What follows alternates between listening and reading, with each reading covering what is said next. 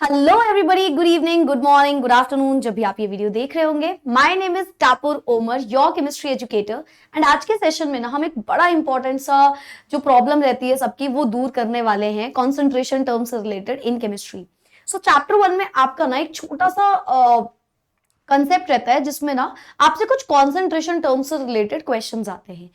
Why this is important? Not only because कि ये एक डायरेक्ट क्वेश्चन आएगा, जैसे केमिस्ट्री में मैं बहुत बार लेक्चर्स में आपको बताती हूँ कि कुछ ऐसे टॉपिक्स होते हैं जिनका जो डायरेक्ट क्वेश्चन होता है ना वो तो आता ही आता है, साथ ही साथ इनडायरेक्ट क्वेश्चंस भी आ जाते हैं। इनडायरेक्ट क्वेश्चन बोले तो आप, जैसे सपोज मैं बात करती हूँ, एक मोलारिटी टर्म है। अब मोलारिटी का क्वेश्चन डायरेक्टली आपसे पूछा जा सकता है कि किसी पर्टिकुलर न्यूमेरिकल में आपसे बोल दिया गया कि calculate its molarity, but there are conditions जहां पे आपसे डायरेक्ट मोलारिटी ना पूछते हुए वो आपको पूछेंगे समथिंग एल्स, बट आपको मोलारिटी उस क्वेश्चन में निकालनी पड़ेगी। ठीक है, बहुत सी बार आपको, इनफैक्ट आप क्लास 12th में भी जाओगे तब भी। अच्छा, इसका इंपॉर्टेंस क्लास 12th से ज्यादा है, इसलिए भी है क्योंकि ये पूरा concept as it is copy paste है क्लास 12th में। सो यस, सो जो आप आज पढ़ने वाले हो वो आपको as it is class 12th में भी काम आएगा। एंड इनफैक्ट अगर कोई क्लास 12th का बच्चा देख रहा होगा तो उसे पता होगा कि A to Z ये पूरा कंसेप्ट वहां पे भी है। तो आप 12th के बच्चे हो तो भी आपके लिए वीडियो हेल्पफुल रहने वाला है, एंड 11th के हो तो भी। चलो, so let's get started with the session now. Concentration terms होते क्या हैं? देखो बेटा, आपने बचपन से पढ़ा हुआ है सोल्यूशन के बारे में, है ना? बचपन की क्लासेस में पढ़ते हुए आ रहे हो ना, सोल्यूशन क्या होता है। लाइक अगर कभी भी कोई सोल्यूट सॉल्वेंट से मिलता है, इनफैक्ट हम इसको आज ना इस वीडियो को बनाने का मोटिव ये है कि ये डिटेल कंसेप्ट रह जाए आपके लिए। मतलब अगर आप कभी इसका न्यूमेरिकल सॉल्व कर रहे हो, जैसे आपको नॉर्मेलिटी में बहुत डिफिकल्टी आती है कि यार इसका क्वेश्चन नहीं हो पाता हमसे, तो ये नॉर्मेलिटी कैसे करना है, तो ये सारी चीजें मैं आज आपको एक्सप्लेन करूंगी। ये वीडियो थोड़ा सा लेंदी भी रहेगा, अलॉन्ग विद दैट आपको यहाँ पे पूरी क्लैरिटी भी मिलेगी। ठीक है, I'm not gonna use a lot of PPT and the slides everything, but मैं normally आपको कंसेप्ट एक्सप्लेन करूंगी पहले आज। ठीक है, चलो स्टार्ट करते हैं वीडियो को। सबसे पहले हम पढ़ के आ रहे हैं, हम पढ़ने जा रहे हैं concentration terms. We are gonna understand concentration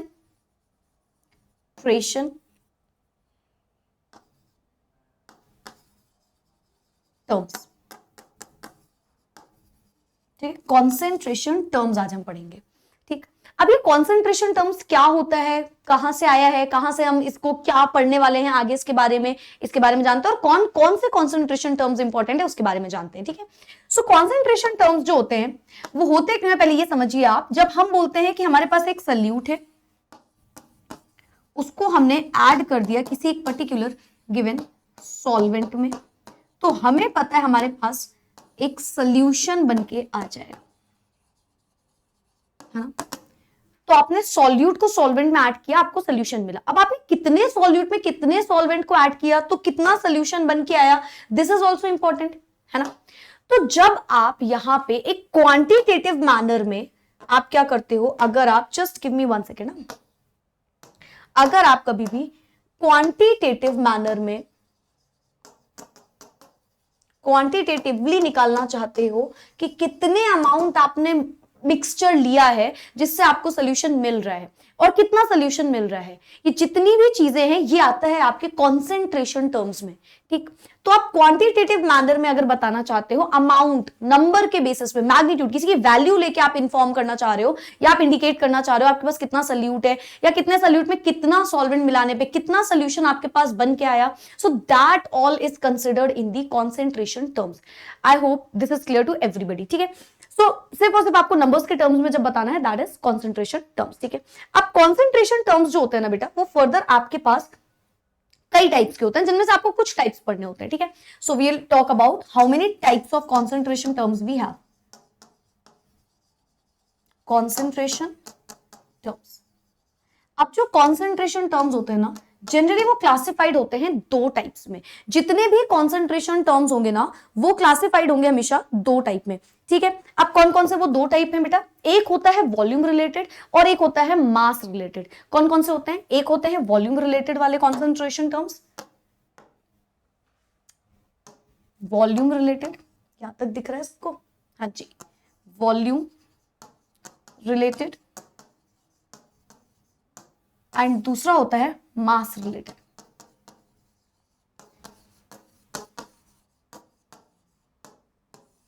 ठीक है, एक होता है वॉल्यूम रिलेटेड, एक होता है मास रिलेटेड। अब ये दोनों क्या होते हैं, कैसे होते हैं? देखो, वॉल्यूम रिलेटेड मतलब मैम वॉल्यूम से रिलेटेड क्या बात है मैम, आपने क्या नई बात बताई, हम तो समझ ही नहीं पा रहे थे नाम सोच के इसका ये मतलब हो सकता है।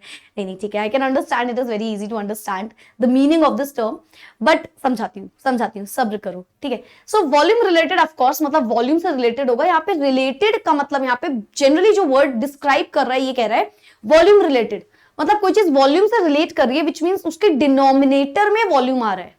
अंडरस्टैंड, जो वर्ड लिखा है वो डिनोमिनेटर के लिए लिखा है। सिमिलरली मास रिलेटेड तो डिनोमिनेटर में मास आ रहा होगा, as simple as that. When I say volume related तो डिनोमिनेटर में वॉल्यूम आ रहा होगा, व्हेन आई से मास रिलेटेड तो डिनोमिनेटर में मास आ रहा होगा, ठीक है। इसमें और कुछ भी नहीं है, सिंपल सी बात है। मैं यहाँ पे लिख भी देती हूँ क्या मैंने बोला इसका मतलब होता है यहाँ पे ये डिनोमिनेटर है,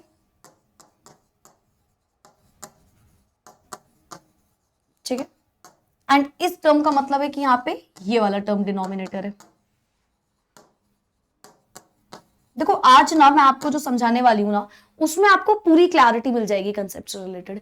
अगेन पीपीटी नहीं बनाने का मतलब, पीडीएफ नहीं यहाँ पे ओपन करने का मतलब सिर्फ यही है कि आप ए टू जेड कंसेप्ट को समझो। जैसे आपके स्कूल में एजुकेटर्स पढ़ाते हैं तो कई बार होता है ऐसा है, कुछ ऐसे टर्म्स एक्चुअली में कुछ ऐसे टॉपिक्स होते हैं जिसके लिए आपको क्वेश्चन जैसे इंपॉर्टेंट हो गए, तो this is the only reason. जैसे पीडीएफ ऑनेस्टली बताऊं तो देखो है यहाँ पे, ठीक है, मैं ओपन नहीं कर रही हूँ, मैं आपको ऐसे समझाना चाह रही हूँ, ठीक है। सो मे बी वीडियो थोड़ा सा लेंदी हो जाएगा बट आपको पूरा का पूरा कंसेप्ट क्लियर होगा। And to be very honest, very रफली I have started this video, I don't have questions and everything but I write it in the board only, ठीक है। चलो ऑलराइट, सो वॉल्यूम रिलेटेड मतलब denominator में volume, mass related मतलब denominator में mass. अब जो पहला कॉन्सेंट्रेशन टर्म्स आता है, अच्छा इससे रिलेटेड एक 1 मार्किंग में डायरेक्ट क्वेश्चन आ जाता है, मैं आपसे अभी से डिस्कस कर लेती हूँ इसको। बोला जाता है कि इनमें से टेम्परेचर डिपेंडेंट कौन सा है। अब अगेन इनडायरेक्ट क्वेश्चन आएगा आपको ना, यहाँ पे मैं कुछ टर्म्स लिख के दिखाऊंगी कौन कौन से कॉन्सेंट्रेशन टर्म्स हैं जो वॉल्यूम रिलेटेड हैं, कौन से मास रिलेटेड है। लेकिन इसके साथ साथ ये एक्चुअली 12th वाले भी अगर देख रहे हैं, एज आई सेड उनके लिए भी एकदम फुल्ली वीडियो है ये, जो सॉल्यूशंस चैप्टर क्लास 12 का चैप्टर 1 उसमें ये जो आने वाला ना this is fully you can से कि आपको इन्फॉर्मेशन मिल जाएगी यहाँ पे जितनी चीजें हैं। So yes, दोनों क्लासेस के लिए एकदम इक्वली इंपॉर्टेंट है।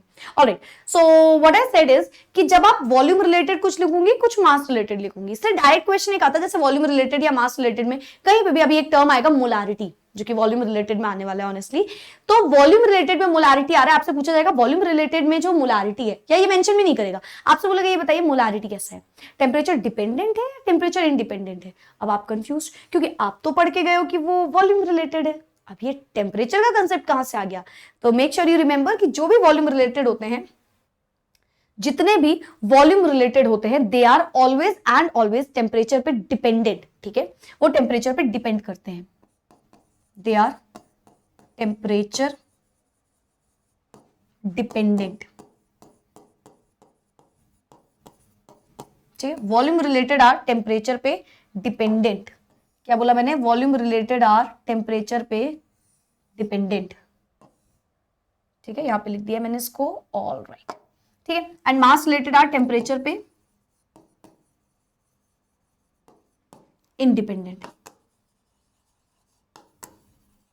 मतलब अगर कोई भी चीज, कोई भी टर्म अगर वॉल्यूम रिलेटेड है, जिसके डिनोमिनेटर में वॉल्यूम आ रहा है, वो सबके सब टेम्परेचर पे डिपेंड करेंगे। टेम्परेचर इंक्रीज होने पे उनको फर्क पड़ेगा, डिक्रीज होने पे उनको फर्क पड़ेगा, वो डिपेंड करेंगे टेम्परेचर पे। पर जितने भी मास रिलेटेड है वो टेम्परेचर पे डिपेंड नहीं करते हैं, यानी कि टेम्परेचर बढ़े या घटे उन्हें कोई फर्क नहीं पड़ता। क्लियर है? वॉल्यूम रिलेटेड और टेम्परेचर डिपेंडेंट, मास रिलेटेड टेम्परेचर पे इंडिपेंडेंट, परफेक्ट। अब आते हैं वॉल्यूम रिलेटेड के फर्स्ट कॉन्सेंट्रेशन टर्म पे, ठीक है। अब आते हैं वॉल्यूम रिलेटेड के फर्स्ट कॉन्सेंट्रेशन टर्म पे। रंग बदलना पड़ेगा, जैसे जिंदगी में बदलना पड़ता है ना, यहाँ का भी पढ़ना पड़ता है, यहाँ पे भी बदलना पड़ता है बेटा। चलो ऑलराइट, सो टेम्परेचर डिपेंडेंट का जो फर्स्ट आएगा that is gram per litre. क्या बोला मैंने? ग्राम पर लीटर। फर्स्ट टर्म आएगा ग्राम पर लीटर। नाम से क्या समझ में आ रहा है? ग्राम पर लीटर, मतलब ऊपर ग्राम नीचे लीटर, ऑफ कोर्स। तो इसको आप क्या बोलते हो? Weight by volume. Gram weight का यूनिट होता है, लीटर वॉल्यूम की यूनिट होती है, ठीक है। आपको ग्राम पर लीटर भी बोल सकते हैं, आपको वेट बाय वॉल्यूम भी बोल सकते हैं, दोनों चीजें चलेगा, दोनों चीजें सेम है, ठीक है। यूनिट भी यही है, of course gram per litre हो जाएगी। तो वेट ऊपर रहेगा, वॉल्यूम नीचे रहेगा, that is gram per litre. First concentration term is gram per litre, learn करते जाना साथ ही साथ। सेकेंड इज इसी में वॉल्यूम का percentage, volume percentage, volume percentage मतलब अभी मैं एक एक टर्म को एक्सप्लेन भी करूंगी, अभी मैं सिर्फ बता रही हूं कौन कौन से टर्म्स हैं, then I am gonna explain all these terms, okay. So volume percentage मतलब वॉल्यूम बाय वॉल्यूम का परसेंटेज, ठीक है। अब आप सोच रहे हो कि मैम वॉल्यूम बाय वॉल्यूम तो कैंसिल आउट हो जाएगा आपस में, नहीं, डिफरेंट डिफरेंट कॉन्सेंट्रेशन का रहेगा, एक सल्यूट का है, दूसरा सॉल्वेंट का है, कोई सोल्यूशन का है, इस तरीके से चीजें रहेंगी, ठीक है। सो यस, अच्छा, इसी में बेटा थर्ड आता है विच इज मोलैरिटी, मोलैरिटी, ठीक। एंड यहां पे फोर्थ आता है नॉर्मैलिटी, ठीक है, नॉर्मैलिटी। ये जो कॉन्सेंट्रेशन टर्म्स हैं ये आपके वॉल्यूम रिलेटेड है, यानी कि टेम्परेचर डिपेंडेंट वाले हैं, ठीक है। अब इसमें सबसे इंपॉर्टेंट कौन से हैं, अच्छा चलो मैं एंड में सारे लिखने के बाद इंपॉर्टेंट वाले मार्क कर देने वाली हूं, ठीक है, ओके। नेक्स्ट यहां पे आते हैं, यहां पे क्या है, फर्स्ट यहां पे है मास परसेंटेज, मास परसेंटेज मतलब of course mass upon mass का परसेंटेज, ठीक है। मास परसेंटेज का मतलब है मास अपॉन मास का परसेंटेज, ठीक है। सेकेंड इसमें आता है मोलालिटी, मोलालिटी, ठीक। क्या डिफरेंस आया, यहाँ पे रिटी था, वहां पे लिटी है, रिटी एंड लिटी का फर्क है केवल, ठीक है। So molarity is volume depend, volume related, temperature dependent, and molality is mass related and temperature पे इंडिपेंडेंट, फाइन ना। चलो आगे बढ़ते हैं। नेक्स्ट यहां पे होता है एक मोल फ्रैक्शन, मोल फ्रैक्शन, ठीक है। एंड यहाँ पे एक और टर्म आता है जो मैं लिख देती हूं, चलो, parts per million, parts per million, PPM से इसको डिनोट करते हैं। We are gonna discuss every single concentration terms one by one, ठीक है। अच्छा, यहाँ पे इंपॉर्टेंट कौन कौन सा ये भी सुन लीजिए आप, कुछ टर्म्स ज्यादा इंपॉर्टेंट है जिससे क्वेश्चन आता ही आता है। That is number one is molarity, मैं हैशटैग बना दे रही हूँ, ठीक है। Molarity is important, normality is important, very important, मतलब इंपॉर्टेंट सब है बट वेरी इंपॉर्टेंट में ये वाले टर्म्स आएंगे आपके, ठीक है। यहाँ पे मोलालिटी एंड यहाँ पे मोल फ्रैक्शन, ये चार कॉन्सेंट्रेशन टर्म्स तो आपको इतने अच्छे से पढ़ना है कि कोई हद नहीं, क्योंकि अच्छा इसके पीछे का एक रीजन भी है। बाकी के जो कॉन्सेंट्रेशन टर्म्स है ना, उनमें से कुछ तो ऐसे टर्म्स है जो बहुत ही बेसिक है ना, mass by mass, volume by volume, mass by volume, they are very basic, ठीक है। सो यस, इसीलिए यहाँ पे ऐसा है कि एक एक करके आपको वो बताया जा रहा है, ठीक है। आगे बढ़ जाते हैं, नेक्स्ट स्लाइड पे आते हैं। नेक्स्ट इज अपना एक एक करके इनको समझना, ठीक है। तो हम जो फर्स्ट कॉन्सेंट्रेशन टर्म के बारे में पढ़ने जा रहे हैं वो सबसे पहला वाला ही रहने वाला है जो आपने अभी भी देखा था, which is weight by volume, ठीक है। So let's understand about wait by volume. Concentration term number one, wait by volume, ठीक है। वेट, एक सेकंड, वेट बाय वॉल्यूम, ठीक है।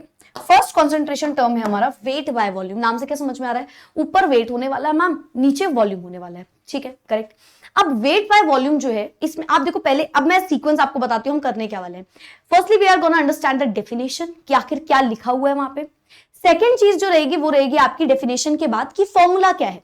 तो definition then formula and then उसका equation, definition formula and then equation, ये आप करोगे ना। अगर रिक्वायर्ड होगा I will be giving 2 questions, अगर रिक्वायर्ड होगा तो I won't be given any question.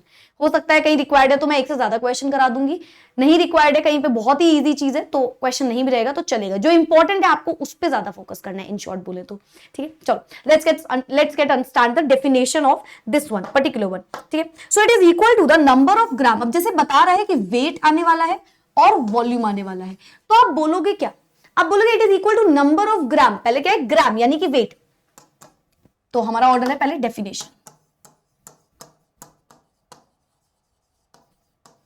Definition समझिए इसकी। It is equal to number of grams of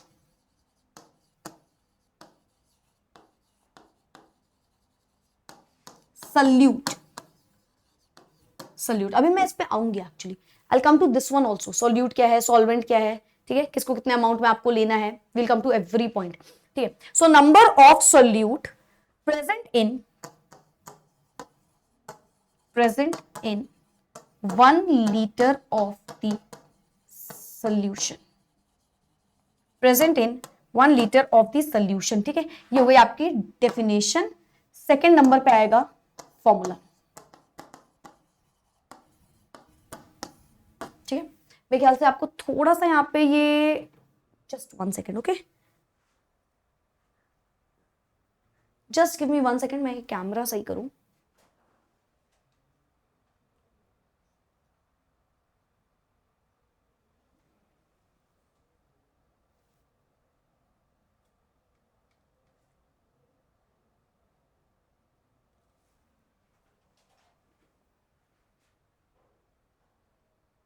okay, now I don't know कैसा दिख रहा है, बिकॉज स्क्रीन पे मुझे कुछ और दिख रहा है, कैमरे पे मुझे कुछ और दिख रहा है, ठीक है। लाइक टिल्टेड दिख रहा है in the camera. Okay, alright, I guess सही है अभी। चलो, so it is equal to the number of grams of solute present in 1 litre of solution. एक सोल्यूट जो है उसमें 1 ग्राम की आप बात करो, फिलहाल आप 1 से ही डिनोट करते हो जब आप किसी चीज को एक्सप्लेन कर रहे होते हो, तो 1 की क्वांटिटी लेके चलते हो, ठीक है।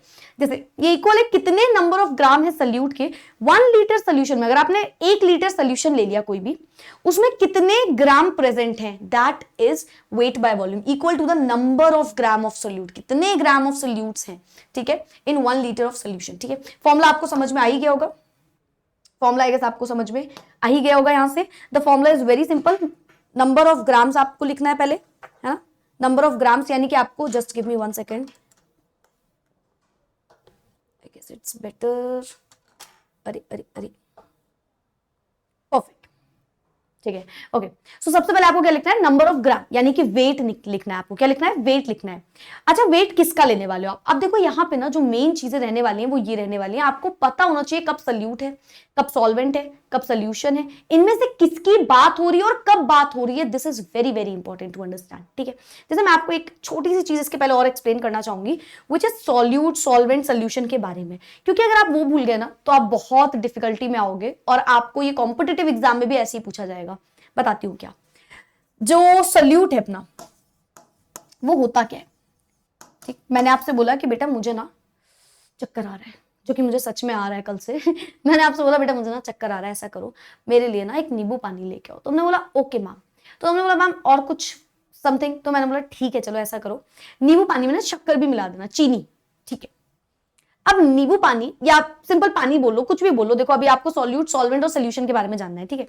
तो जो आपने शुगर ऐड करी, आपने वाटर में शुगर ले ली, चलो हटाओ, वाटर में आपने सिंपल सा शुगर ऐड किया, ठीक है। अब मैं आपसे पूछती हूँ बेटा सॉल्यूट क्या है, सॉल्वेंट क्या है, तो सब लोग तुरंत आंसर देते हैं मैम हमें पता है, क्योंकि सबको पता है कि ये जो शुगर है यहाँ पे ये सॉल्यूट हो जाता है एंड ये जो वाटर है ये सॉल्वेंट हो जाता है। आप लोग इसका आंसर ये सोच के देते हो कि वाटर तो हमेशा सॉल्वेंट रहता है, which is almost true. Water हाँ एक यूनिवर्सल सॉल्वेंट है, ज्यादातर टाइम्स आपको सॉल्वेंट की तरह लेना है, लेकिन आप एक मिसकंसेप्ट मत पालो अपने पास कि 110% water is gonna act as a solvent, नहीं। हाँ 99% भी हो सकता है, बट आपको एग्जैक्ट कंसेप्ट समझना है कि सॉल्यूट सॉल्वेंट होता क्या है। देखो सॉल्यूट वो चीज है जो कि हमेशा लेस अमाउंट में होगी, ऐसे लिख दिया मैंने, लेस अमाउंट। कोई भी चीज जो भी कम अमाउंट में है दैट इज सॉल्यूट, और जो भी चीज मोर अमाउंट में है, दैट इज अ सॉल्वेंट। याद रहेगा, सॉल्यूट हमेशा कम अमाउंट में होता है और सॉल्वेंट हमेशा ज्यादा अमाउंट में होता है, ठीक है। ये चीज याद रखना बहुत इंपॉर्टेंट है, क्योंकि अच्छा मैम मतलब आप ये कह रहे हो कि शुगर भी सॉल्वेंट बन सकता है? यस। अगर मैंने बोला कि मैंने ना 5 स्पून ऑफ शुगर ऐड करी 1 ड्रॉप ऑफ वाटर में suppose, so water will act as a solute there in that particular condition. तो जो चीज कम अमाउंट में है that is always acting as a solute, and जो भी चीज ज्यादा अमाउंट में that is always acting as a solvent. On the other hand one more definition is there which says कि एट द एंड आपको जिसकी प्रॉपर्टी मिल जाए that is known as a solvent. मतलब यहां पे अगर आप देखो water is in the liquid state, liquid में है ना, एंड जो अपना सॉल्यूट था sugar that is in the solid state, and अगर आप देखो एंड में प्रॉपर्टी किसकी मिल रही है आपको, लिक्विड की, तो जिसकी प्रॉपर्टी एंड में आपको देखने को मिल रही है that is acting as a solvent बोल सकते हो। But 100% correct definition is this only कि जो कम अमाउंट में है दैट इज सॉल्यूट, जो ज्यादा अमाउंट में है दैट इज सॉल्वेंट। आप क्वेश्चन भी इसी तरीके से समझोगे सॉल्यूट क्या है और सॉल्वेंट क्या है, ठीक है। पर्टिकुलरली इसी तरीके से आपको ये चीज जाननी है। सोल्यूशन तो वही होता है जो मिलके बन जाएगा, ठीक है। तो बस ये याद रखना, बाकी आई डोंट थिंक सो लिखने की फिर जरूरत पड़ेगी, ठीक है। अच्छा, अब आते हैं इसके फॉर्मूले पे। आखिर फॉर्मूला क्या है? तो जैसा आपको डेफिनेशन से समझ में आ ही गया, आपको ऊपर रखना है मास ऑफ सॉल्यूट, ठीक, डिवाइडेड बाय ऑफ कोर्स क्या लिखा है 1 लीटर ऑफ द सोल्यूशन, यानी कि नीचे आपको रखना है volume of solution. Next thing, यहां पे मास ऑफ सोल्यूट को आपको जो लेना है that should be in grams, always always always grams, ठीक है। एंड ये यहाँ पे हमेशा लीटर में रहेगा। अब मैं आपको बताती हूँ, आप यहाँ पे 2 से 3 चीजें जो आपको हमेशा याद रखनी है, जो गलत करते हो आप, जो गलती आपसे होती है। टॉपिक इज ओके, ठीक है, इजी बोल सकता है कोई, डिफिकल्ट बोल सकता है, बट गलती क्या होती है उसको समझना। Number 1 is unit, number 1 is unit. ये यूनिट की बड़ी गलती हो जाती है सबसे, और यूनिट का नंबर तो कटता ही कटता है। एक तो यूनिट लिखने के जो होता है वो तो अलग बात है, साथ ही साथ जो यूनिट आप यहां पे लगा रहे हो, अगर आपने मास को किलोग्राम में सपोज रख दिया, अब क्या होगा, आपका आंसर गलत आ जाएगा। ऑफ कोर्स आपने पूरा क्वेश्चन में जितना भी आप दिमाग लगा लो, कुछ भी सही कर लो, आपका आंसर गलत आएगा, है ना। तो नंबर 1 थिंग, यूनिट लिखनी भी सही है एंड यूनिट लगानी भी सही है, अकॉर्डिंगली क्वेश्चन में वैल्यूज भी उसी यूनिट का रखना है। नंबर 1 थिंग, ये गलती बहुत होती है, ठीक। नंबर 2 मैं आपको बताती हूं यहाँ पे गलती क्या होती है, वो सॉल्यूट सॉल्वेंट वाली। सॉल्यूट कब लेना है, सॉल्वेंट कब लेना है, और सोल्यूशन कब लेना है। एक ये गलती बहुत होती है कि आखिर कब सॉल्यूट की बात हो रही है, कब सॉल्वेंट की बात हो रही है, और कब सोल्यूशन की बात हो रही है, ठीक है। तो ये आपको 2 गलतियां नहीं करनी है, जो कि बहुत से लोग करते हैं। कि मतलब एक तो देखो गलती होती है जो डायरेक्ट गलती होती है, डायरेक्ट इनडायरेक्ट का खेल यहाँ पे भी है। आपने क्वेश्चन गलत किया, दैट इज डायरेक्ट मिस्टेक हो गई आपसे। वो भी actually to be very honest, एक डायरेक्ट मिस्टेक जो होती है ना, मेरे को तो वो भी उतनी बुरी नहीं लगती जितनी मतलब एक होती है कि आपने गलती करी, आपको नहीं आता था, है ना, और एक होता है आपको आता था बट आपने कुछ गलती कर दी। एंड यू ऑल नो कि उस गिल्ट में रहना इज द वर्स्ट सिचुएशन, है ना। कि सपोज कोई आप 10th में, आप तो 10th करके आए हो, 11th वाले बच्चे हो, तो आपको पता होगा 10th में अरे यार 1% से रह गए, क्यों, क्योंकि यार वो टॉपिक अच्छे से नहीं पढ़ते थे, उसमें 1 नंबर वहां कटा होगा, 2 वहां कटा होगा, ऐसे समथिंग सोचते हो ना दिमाग में। तो वो गलती एक होती है कि अरे ये नहीं किया, और एक होती है यार करके गए थे, बताओ आता था बट ये गलत कर दिया वहां पे मैंने। तो वो वाली ज्यादा रिग्रेट करवाती है एज कंपेयर टू आप पढ़ के नहीं गए हो, है ना। सो yes, so mass of solute आपको रखना है, वॉल्यूम ऑफ सोल्यूशन रखना है। तो ये छोटी छोटी गलतियां मत करना, वरना आपका क्वेश्चन आते हुए भी आप गलत करके आ जाओगे, ठीक है। चलो ओके, नेक्स्ट आता है बेटा यूनिट। समझ लो यूनिट क्या है किसकी, यूनिट। अब यूनिट तो इसकी तो कुछ खास है नहीं, है ना, ग्राम और लीटर है तो ग्राम पर लीटर ही रहने वाली है, ठीक है, gram per litre will be the unit. चलो एक क्वेश्चन कर लें इससे related. Question, let's do a question, question question question. पहला question, I have to check, मेरे पास क्वेश्चन कहीं ना कहीं लिखा होगा यहाँ पे। ओके मिल गया। देखिए 6 ग्राम। अच्छा कोशिश करना कि आप ना खुद से पहले करो क्वेश्चन, फिर आप मेरी हेल्प लो, है ना, पॉज कर दो, खुद से करो, फिर आप हेल्प लेना। So number 1 question is 6 gram of a solute is present in 500 ml of a solution.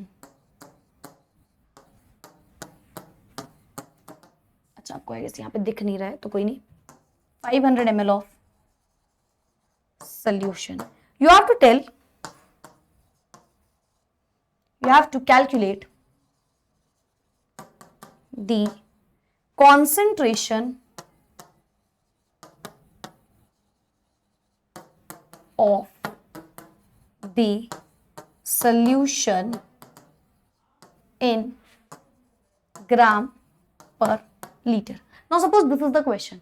अब आपको क्वेश्चन देखिए क्या पता चल रहा है कि आपको ना कुछ गिवन है 2-3 चीजें।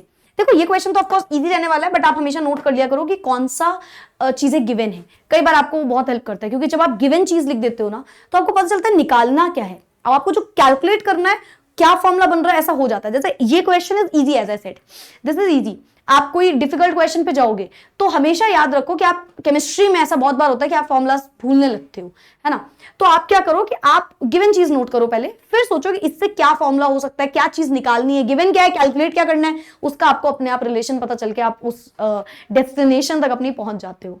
Alright, this is the question. हमारे पास गिवन है दिस ग्राम ऑफ सल्यूट, यानी कि we have mass of solute which is equals to 6 gram. आपको अगर पर्टिकुलर कोई टॉपिक जानना है ना कि नहीं मैम हमको ना इतना लंबा वीडियो नहीं देखना, हमें तो सिर्फ मोलारिटी जानना है, you can proceed with the particular topic जो भी आपका है, ठीक है, डिपेंड्स। मैं आपको पूरा कंसेप्ट आज समझाऊंगी यहाँ पे, ठीक है। चलो, सो 6 ग्राम में मास ऑफ सोल्यूट गिवन है, what else 500 ml of the solution, okay, so we have volume of solution which is 500 ml, which is 500 ml, perfect। तो मास गिवन है, वॉल्यूम गिवन है, calculate the concentration of the solution, okay, we have to calculate the concentration of the solution. Mean I guess you understood ना, क्या लिखा है कि वहां पे बोल रहा है आपको ग्राम पर लीटर निकालना है, मास बाय वॉल्यूम वाला, ठीक है। सो कॉन्सेंट्रेशन आपको कैलकुलेट करना है, ठीक है। क्या क्या समझ में आया? समझ में आ गया होगा मेरे ख्याल से। बस एक छोटी सी गलती यहाँ पे हो सकती थी अगेन, बाकी तो क्वेश्चन सिंपल है। आप क्या बोलोगे? आप बोलोगे मास या कुछ भी बोल सकते हो, weight by volume is equals to weight of solute divided by volume of solution, ठीक है। ये आपको ग्राम में रखना है या आपको लीटर में रखना है, बस ये गलती आप कर सकते थे। यहाँ पे ml में गिवन है, ठीक है। वेट कितना है बेटा? 6 ग्राम डिवाइडेड बाय वॉल्यूम कितना है? 500। अब अगर आपने ये कर दिया आपका आंसर गलत आ जाएगा, क्यों? Litre, you have to put the term in the litre, volume को हमको लीटर में ही रखना है, ठीक है। So we have to divided by 1000, ठीक। Now 0 0 will get cancel out, 5 2s are 10, I guess 12 आ रहा होगा ग्राम पर लीटर, ये आएगा अपना आंसर 12 ग्राम पर लीटर।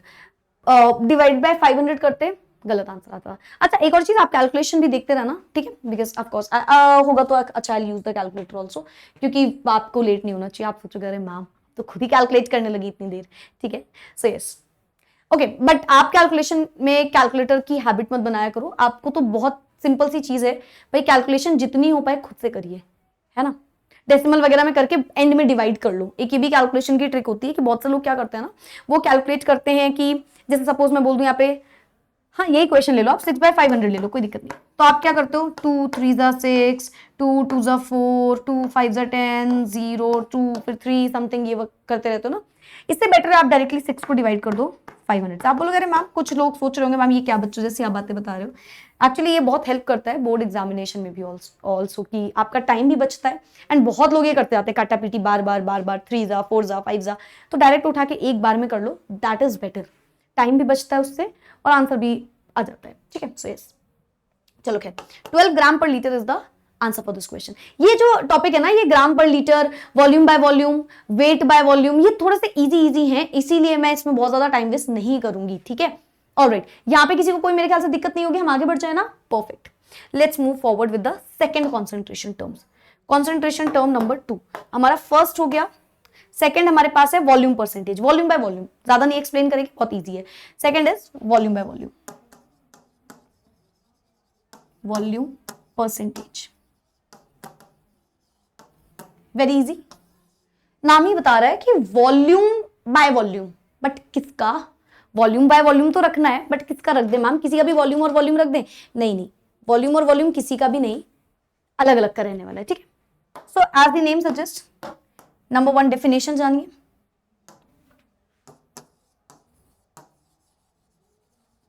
डेफिनेशन समझिए। डेफिनेशन इसकी होती है, it is equal to the volume of a particular component,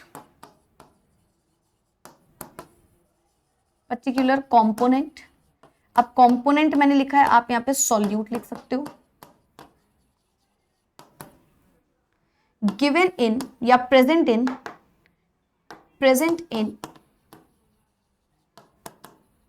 1 liter of solution, ठीक। 1 लीटर ऑफ द सोल्यूशन दिख रहा है ना, perfect. 1 litre of the solution में कितना वॉल्यूम एक सॉल्वेंट का प्रेजेंट है, कितना वॉल्यूम सॉल्वेंट का प्रेजेंट है, इसे आप बोलते हो वॉल्यूम बाय वॉल्यूम। तो वॉल्यूम सॉल्यूट का रखना है, वॉल्यूम सोल्यूशन का रखना है, एज सिंपल एज दैट। चलो सेकंड स्टेप में आते हैं, हमारा फॉर्मूला। 4 चीजें बताऊंगी मैं आपको। सेकेंड स्टेप में आप फॉर्मूला जान लीजिए, ठीक। Formula is volume by volume निकालना है, वॉल्यूम बाय वॉल्यूम परसेंटेज। अच्छा, परसेंटेज लगा है तो आप परसेंटेज भी कर सकते हो, डिपेंड कर रहा है। अगर परसेंटेज लगा है तो इंटू 100 कर देना, नहीं लगा है तो मत करना, ठीक है। जैसे आप चाहो तो कर भी सकते हो, देख लेते हैं। Volume of solute divided by volume of solution, ठीक है, इंटू 100। 100 कब करोगे? अगर परसेंटेज लगा है तो, ठीक है। It is up to you, अगर परसेंटेज लगा है तो आप कर देना, नहीं लगा है तो आप मत करना। This is simple, volume by volume, ठीक है। तो वॉल्यूम कितना गिवन है किसी पर्टिकुलर कंपोनेंट का, उसे आप डिवाइड कर दोगे, वॉल्यूम कितना है एक सोल्यूशन का, उसे आप बोलते हो वॉल्यूम बाय वॉल्यूम, ठीक है।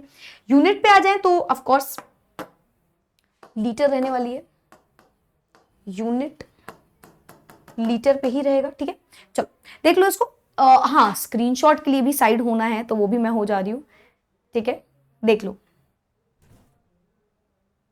Okay, all right perfect. अच्छा, एक चीज और होती है कि ये होता कब है मैम, ये कब लगता है, तो आप याद रखिएगा, this method is applied only when the solute and solvent are in liquid terms. अगर दोनों लिक्विड में है ना तभी आप ये लगाओगे, अदरवाइज इसको लगाने की आपको जरूरत नहीं पड़ेगी, ठीक है। तो सेकंड ये वाला अपना हो गया, ठीक है। थर्ड पे आते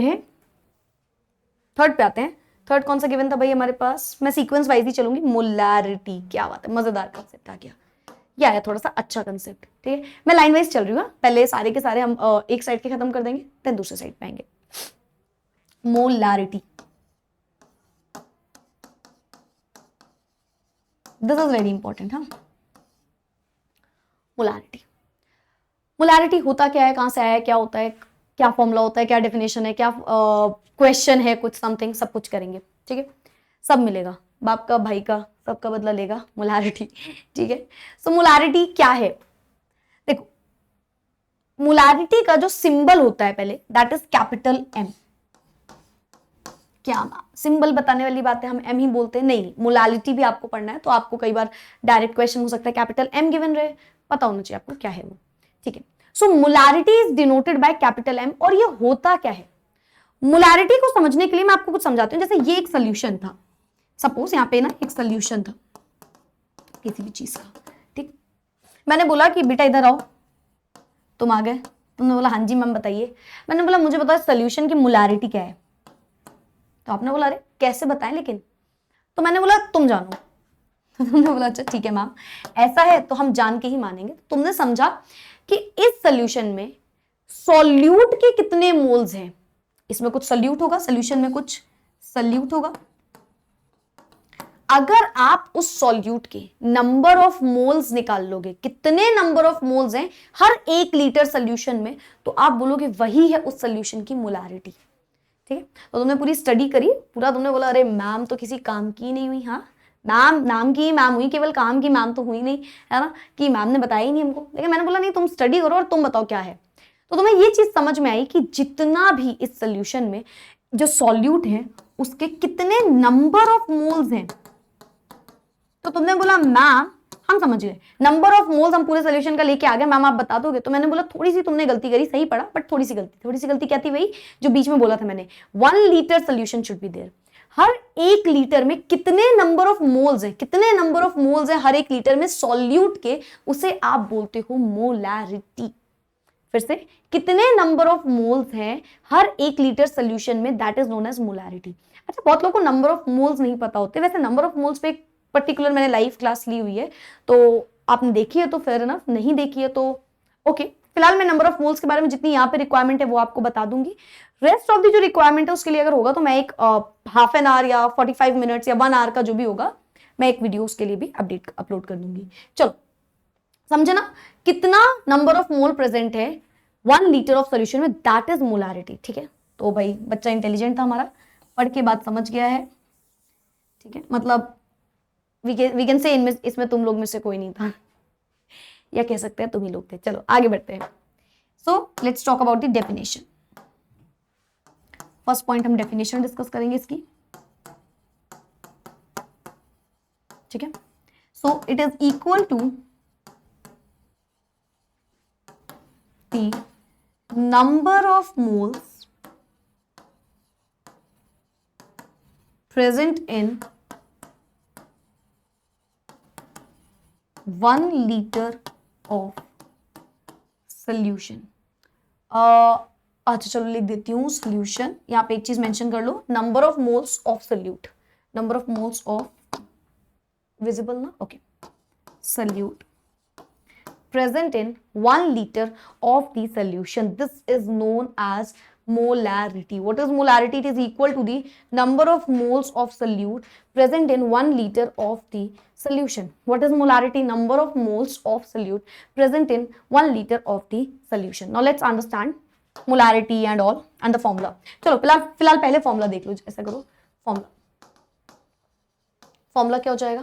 number of moles, number of moles यानी कि n से डिनोट करते हो ना, small n, divided by volume of solution. अब आप नोट कर सकते हो यहीं पे एक सब्सक्रिप्ट वैल्यू लगा के, number of moles of solute divided by volume of solution, है ना। इन लीटर लिखना मत भूलना बेटा, इनटू जरूरत नहीं है, यहाँ पे डायरेक्ट निकालना है ना।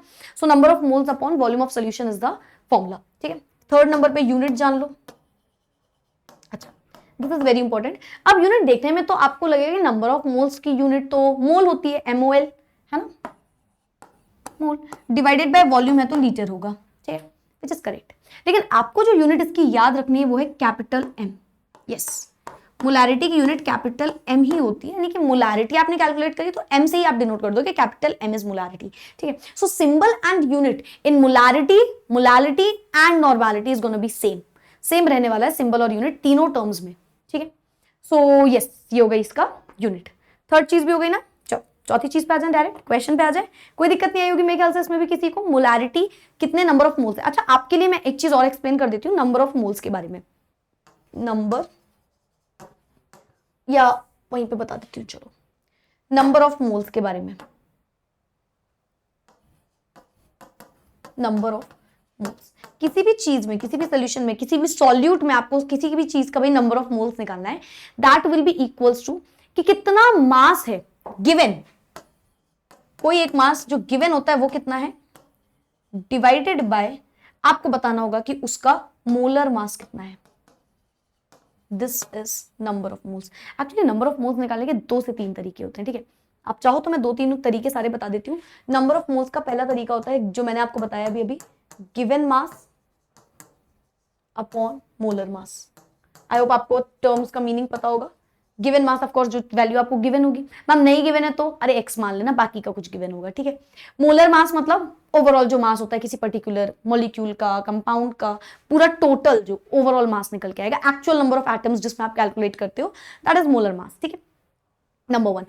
एक वॉल्यूम्स के टर्म्स में भी कई बार दिया रहता है। वॉल्यूम के टर्म में मतलब आप कई बार ना आपको मास ना देके वॉल्यूम देगा, वो कैसे निकालोगे? तो उसके लिए नंबर ऑफ मोल्स होता है, जो भी गिवन वॉल्यूम है उस वॉल्यूम में उसे रखो, गिवन वॉल्यूम डिवाइडेड बाय बेटा 22.4 लीटर, ये रखना आप, ठीक है, ये काम करेगा। अच्छा, कई बार ऐसा होता है कि मास गिवन है आपको, वॉल्यूम पूछ लिया गया, तो आप इसी को इक्वल भी रख सकते हो। नंबर ऑफ मोल इसके भी बराबर होता है गिवन मास। अगर आपको कभी इक्वेशन रखनी पड़ जाए तो याद रखिएगा मोलर मास, और ये इक्वल होता है गिवन वॉल्यूम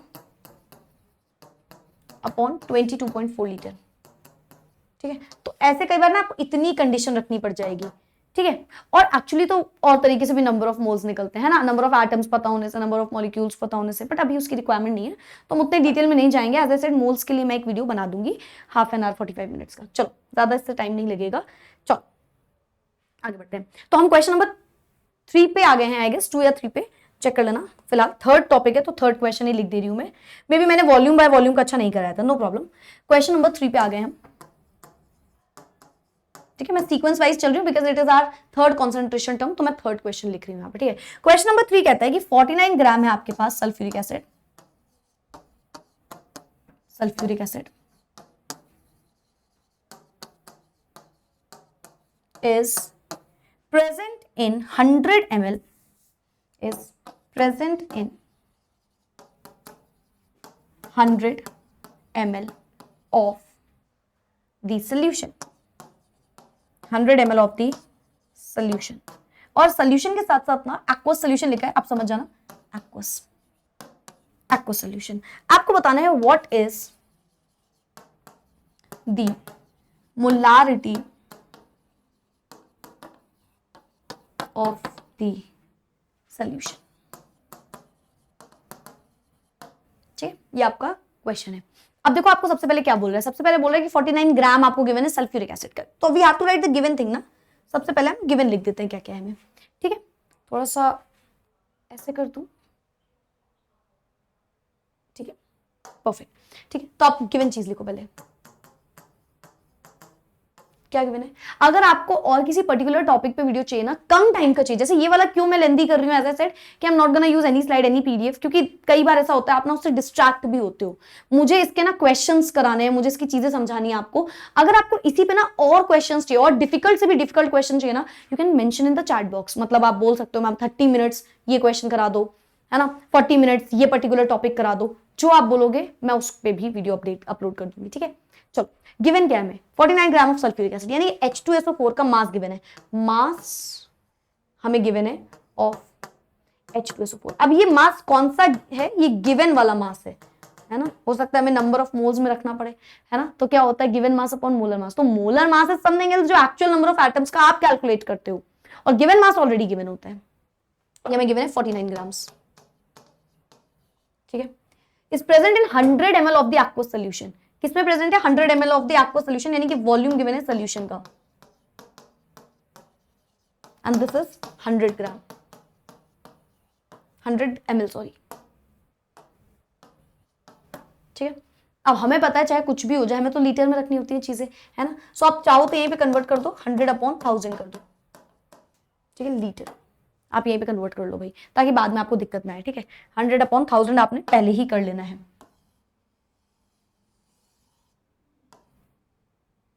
ठीक है, चलो ये हो गया हमारा।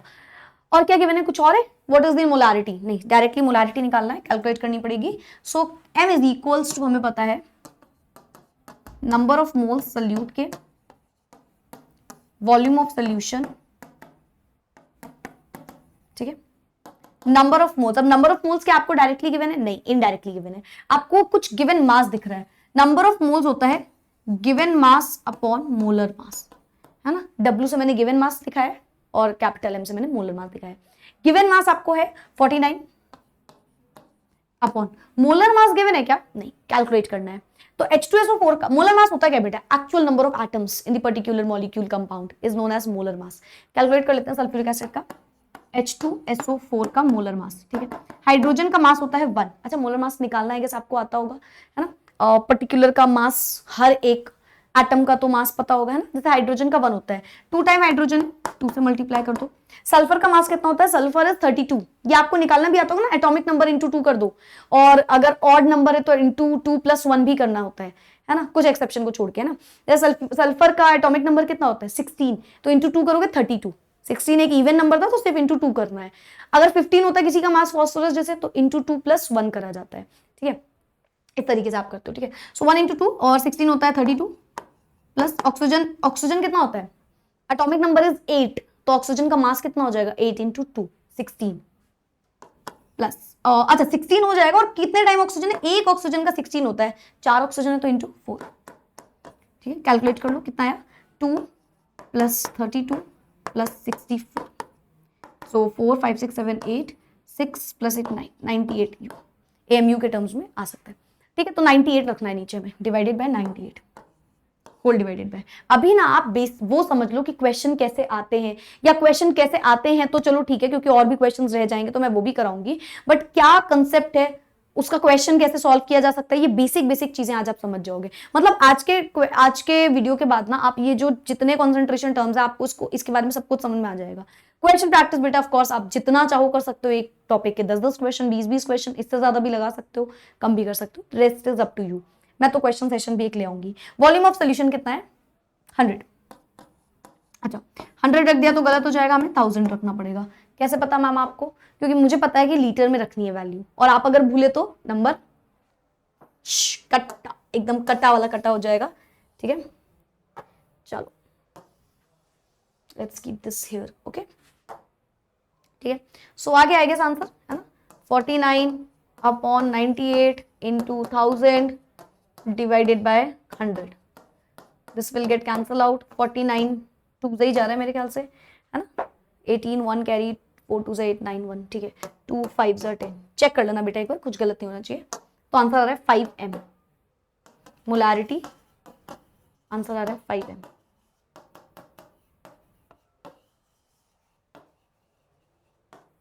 कोई दिक्कत नहीं होगी इसमें किसी को? समझ में आ गया मोलारिटी कैसे निकालते हैं? और भी क्वेश्चंस करा दूंगी आपको, आप टेंशन बिल्कुल नहीं लेना. अभी एंड में भी मैं कुछ क्वेश्चंस अगर होगा तो एक्स्ट्रा करा दूंगी, कोई दिक्कत नहीं है.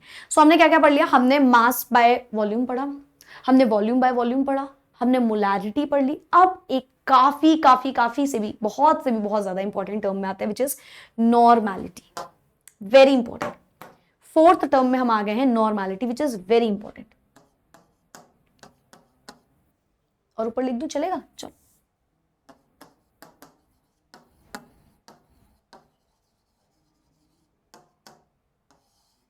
ठीक है, नॉर्मैलिटी.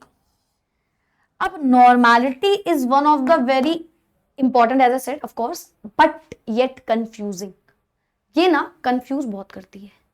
क्वेश्चन नहीं समझ में आता मैम, फॉर्मूला नहीं समझ में आता मैम, कर नहीं पाते अटेम्प्ट, चीजें नहीं समझ में आती, क्या गिवन है क्या रख दें. This is one of the very important concentration terms जो कि प्रॉब्लम करता है.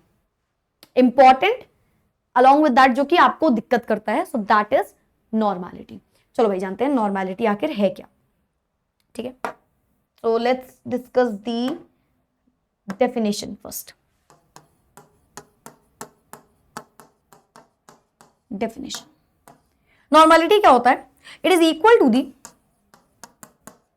इट इज इक्वल, मैं आज इसका ना आपको एक वो तरीका बताऊंगी जिससे आप सबसे इजीली नॉर्मैलिटी कैलकुलेट कर पाओगे, आंसर भी करेक्ट आएगा. ठीक है, हाँ थोड़ा सा स्टेप्स आपको यूज करने पड़ेंगे, ऑफ कोर्स थोड़े से स्टेप्स यूज करने पड़ेंगे, केवल आपका आंसर सही आएगा और इजी भी आपको लगेगा. So it is equal to the number of gram equivalent of the solute present in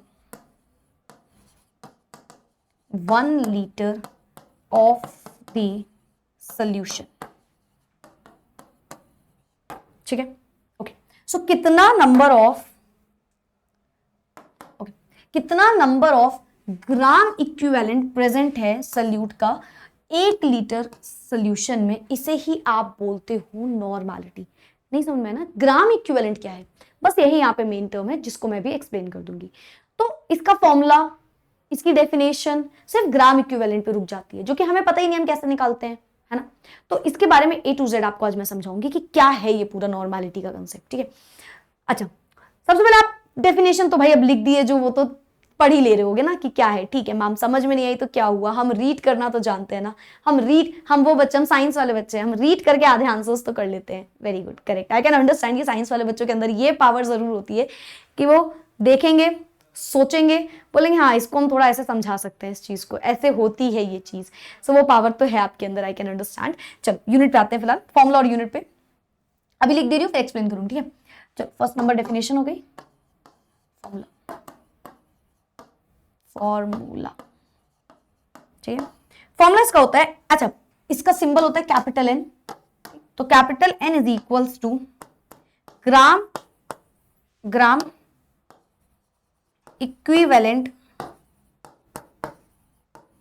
of solute को आप डिवाइड करते हो with the volume of solution in litre, which is equals to weight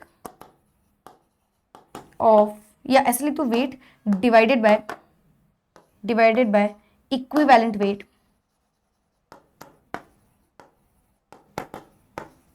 into 1000 upon volume ml. ठीक है, और एक चीज लिखी रहती है विच इज, चलो अब उसको बाद में बता दूंगी इक्विवेलेंट वेट को. ठीक है, अभी समझो इसमें क्या लिखा है. अभी मैं आपको एक्सप्लेन करूंगी, आपको ये फॉर्मूला भी नहीं बताऊंगी मैं आपको जो फॉर्मूला बताऊंगी आपको वही फॉर्मूला लर्न करना है. तो मैम ये क्यों लिखा है? इफ इन केस देखो बेटा आपको आता है तो आप ये डायरेक्ट फॉर्मूला लगा सकते हो, मैं इनडायरेक्ट फॉर्मूला बताऊं. Indirect in the sense step wise बता दूंगी कैसे निकालो. डायरेक्ट आपको आता है आप रख दो, कोई दिक्कत नहीं है। देखो एक टाइम के बाद आप डायरेक्ट फॉर्मूला यूज करो चलेगा, अगर आप एकदम न्यूली स्टार्ट कर रहे हो कंसेप्ट तो आपको नॉर्मेलिटी में गड़बड़ आएगी, दिक्कत करेगा। चलो सबसे पहले आप ग्राम इक्विवेलेंट रखो एक सल्यूट के, देन उसके बाद आप वॉल्यूम रखो। दिक्कत यहीं पे आती है ग्राम इक्विवेलेंट निकालते कैसे हैं, है ना, तो इसके बारे में ही जानना है मेन, ठीक है। बाकी तो ठीक है, वेट गिवन जो होगा उसको इक्विवेलेंट वेट से डिवाइड करके, अगर एमएल में, क्योंकि ज्यादातर सोल्यूशन एमएल में गिवन रहता है, तो जो भी गिवन है उसको 1000 से डिवाइड करते हो, तो ये ऑलरेडी डायरेक्ट करके लिख दिया है कि आप इंटू 1000 ऊपर लगा दो, जो आप नीचे डिवाइड करते हो ना उसे आप डायरेक्टली ऊपर ले जाके यहाँ पे फॉर्मूला लिख दिए गए। लेकिन क्या हमें ऐसे इसको जानना है? नहीं, हमें मोलारिटी का एक अच्छा यूनिट आप यहाँ पे देख सकते हो, सबको पता ही है वैसे यूनिट तो क्या आने वाली है ना, unit is equals to capital N, ठीक है। तो ये थर्ड टर्म भी आपका हो गया यूनिट का लिखना, यूनिट तो कैपिटल एन आप लगा दो, नॉर्मेलिटी की यूनिट हो जाती है। चलो फिलहाल हम नॉर्मेलिटी के स्टेप्स समझते हैं। कैलकुलेशंस कैसे करोगे आप नॉर्मेलिटी की,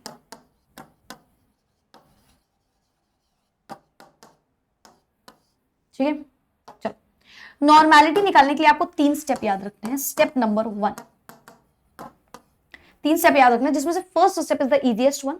सबसे पहले आप क्या करो, जो भी चीज गिवन है ना उसका मोलर मास निकाल लो। अब अगेन मोलर मास आपको कई बार गिवन भी होता है, कई बार हो सकता है आपको निकालने को दे देंगे। तो सबसे पहले कैलकुलेट करिएगा आप मोलर मास, मोलर मास। अब आई होप सो आपको मोलर मास कैलकुलेट करना आता होगा। Actual number of atoms, actual number of atoms, यानी कि sum of masses of all the atoms you can say. H2SO4 देखा था ना, 2 टाइम्स ऑफ हाइड्रोजन था इनटू, क्योंकि हाइड्रोजन का मास 1 होता है, तो 1 हाइड्रोजन का मास होता है और 2 हाइड्रोजन है तो इनटू 2 कर रहे थे, है ना। प्लस सल्फर का होता है 32 मास तो प्लस 32, ऑक्सीजन का होता है 16 और 4 टाइम ऑक्सीजन तो 16 इंटू 4। तो जो आपने निकाला था that is molar mass. Molar mass actual number of atoms जो है उनका ओवरऑल मासेस का सम कर दो, ठीक है। स्टेप 2, अब आपको निकालना होता है बेटा इक्विवेलेंट मास।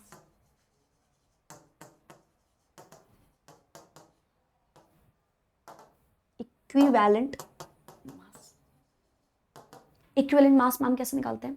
इक्विवेलेंट मास निकालने का सिंपल सा टर्म है कि आपको जो नंबर ऑफ मोल्स गिवन है, जो आपको एक मास गिवन भी होगा हमेशा, ठीक है, आपको हमेशा एक मास गिवन भी होगा। देखो जब आप इक्विवेलेंट मास की बात करोगे और जब आप बात करोगे यहाँ पे मोलर मास, दोनों ही चीजें इंपॉर्टेंट है। Equivalent mass is nothing but कि कितना यहाँ पे गिवन मास है, मोलर मास जो आपने रखा है उसको आप डिवाइड करोगे एक्स। एक्चुअली इक्विवेलेंट मास में ही आप मेन चीज समझोगे जो आप नंबर ऑफ ग्राम इक्विवेलेंट में रखोगे, ठीक है। So equivalent mass is not difficult, it is molar mass divided by x. लेकिन ये एक्स क्या है मैम, हम तो अपनी एक्स नहीं पहचान पाए, इसको कैसे पहचानेंगे? नहीं पहचान लोगे। इट इज जो भी आपने मोलर मास निकाला है उसे डिवाइड कर दीजिए विद द एक्स। बट ये एक्स है क्या, ये क्या है? अब इसमें भी बहुत लोग कंफ्यूज रहते हैं कि आखिर ये एक्स की वैल्यू है क्या और हम क्या रखें मैम यहाँ पे। So x is again very simple. अब आपको ना कुछ चीजें याद रखनी है, एक तो मैं घूम घूम के यहाँ पे चक्कर खा के गिर जाऊंगी, माइक रोल हो जा रहा है मेरा, ठीक है। सो इक्विवेलेंट मास क्या है? इक्विवेलेंट मास हम समझ गए मैम, मोलर मास को एक्स से डिवाइड कर दो, बट एक्स क्या है, ठीक है। अगर कोई एसिड है बेटा, बचपन में की क्लास में ये एसिड बेसिस सॉल्ट पढ़ के आओ ना, एसिड कैसे पता करते हो? H+ कितना है उसको देख के एसिड निकालते हो ना, एग्जैक्टली वही करना है। अगर एसिड है तो एक्स की वैल्यू हो जाएगी जितने भी H+ है, जैसे मैम H2SO4 में 2 एग्जाम्पल, H2SO4 में एक्स की value H2SO4 x is equals to 2 hydrogen, 2 H+ ions are there. HCl में एक हाइड्रोजन होता है, HNO3 में एक हाइड्रोजन होता है। कोई भी एसिड ले लो उसमें जितने भी H+ आयन होंगे that will act as the value of x। और अगर बेस आ गया मैम तो बेस या अल्कली, तो ऑफ कोर्स समझ गए होगे x की वैल्यू हो जाएगी OH नेगेटिव काउंट करके। एग्जाम्पल मैं आपसे बोलूं AlOH whole thrice, aluminium hydroxide, मैं बोलूं बेटा बताओ कितने हाइड्रोजन है, कितने आदमी थे, तो तुम बोलोगे हमें तो नहीं पता मैम। तो यहाँ पे OH कितने? 3, तुमको पता होगा मेरे ख्याल से, मजाक कर रही थी। तो आप बोलोगे मैम x की वैल्यू यहाँ पे 3 आएगी क्योंकि 3 OH यहाँ पे प्रेजेंट है, ठीक है, ओके। सॉल्ट आ गया मैम तो क्या करेंगे, है ना, एसिड और बेस तो समझ गए, सॉल्ट आ गया तो क्या करेंगे? तो x की वैल्यू हो जाएगी जितना भी पॉजिटिव आयन होगा। एग्जाम्पल NaCl में एक पॉजिटिव आयन है तो x की वैल्यू आ गई 1। ये याद रखना। मैम डायरेक्ट मेथड ज्यादा सही था, एक छोटा सा फॉर्मूला आ गया था फिर तो। नहीं बेटा, डायरेक्ट मेथड हो चाहे इनडायरेक्ट मेथड हो, कुछ भी आप फॉर्मूला ले लो, वैल्यूज आपको निकालनी ही पड़ेगी। कुछ भी कर लो, वैल्यूज आपको निकालनी पड़ेगी, ठीक है। So yes, so acid base और सॉल्ट हो गया। Move on to the step number 3। Step number 3, अब ये स्टेप 3 क्या होता है? The number of equivalent, number of gram equivalent निकालने के लिए, नंबर ऑफ ग्राम इक्विवेलेंट निकालने के लिए। ये कैसे निकालते हैं? नंबर ऑफ ग्राम, देखो एट द एंड फॉर्मूला आपको वही यूज करना है जो मैंने पहले वाली स्लाइड में बताया है। बस ये स्टेप के थ्रू चलोगे ना। मैम स्टेप बहुत बड़े बड़े नहीं बेटा, बिल्कुल बड़े नहीं है, आपको क्वेश्चन में करके दिखाऊंगी। आप जब सॉल्व करोगे ना, आपको ये वाला मेथड से बहुत कम टाइम लगेगा, क्योंकि आपकी प्रोबेबिलिटी बढ़ जाएगी करेक्ट आंसर करने की। डायरेक्ट करते जाओगे तो आप गलत भी रख सकते हो जल्दबाजी में वैल्यूज। ये इजी है और इतना टाइम लगता नहीं, मैं आपको बता दूं। ऑफ कोर्स ऐसे हर एक थोड़ी एसिड बेस सॉल्ट सब थोड़ी प्रेजेंट होगा, कोई एक ही चीज होगी ना। सो नंबर ऑफ ग्राम इक्विवेलेंट होता है बेटा जितना भी गिवन मास, उसे आप इक्विवेलेंट मास से डिवाइड कर दो।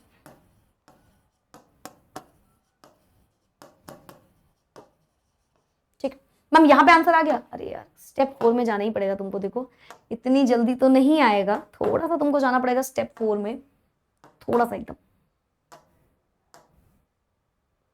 कहां लिखूं? चलो साइड कर देती हूँ, दिख रहा है? ठीक है, चलो अब आप आ जाओगे स्टेप 4, जिसमें आपका वो वाला फॉर्मूला लिखा था जो वही रहने वाला है। ठीक है, तो मतलब एट दी एंड आपको उसी फॉर्मूले में आना था, बट स्टेप्स के थ्रू आओगे तो इजी लगेगा। ठीक है, सो स्टेप 4 में होता है normality is equals to number of gram equivalent, number of gram equivalent divided by volume of solution in litre. ये आपका फॉर्मूला होगा डायरेक्टली। ठीक है, थोड़ा सा और इधर कर दो। So yes, this is all about normality. If you wanted to take the screenshot, I'll give you the side also. You can take the screenshot also.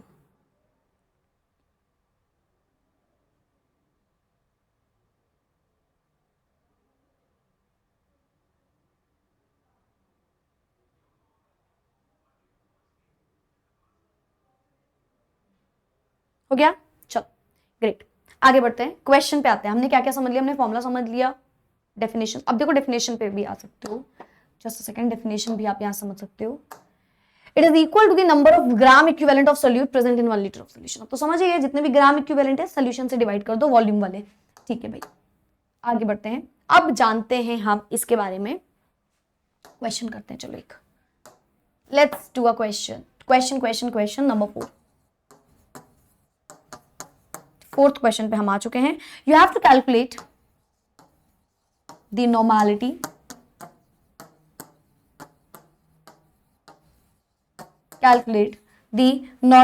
of the solution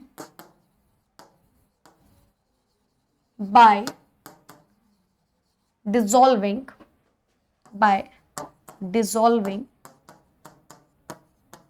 4 gram of sulfuric acid or in 500 ml of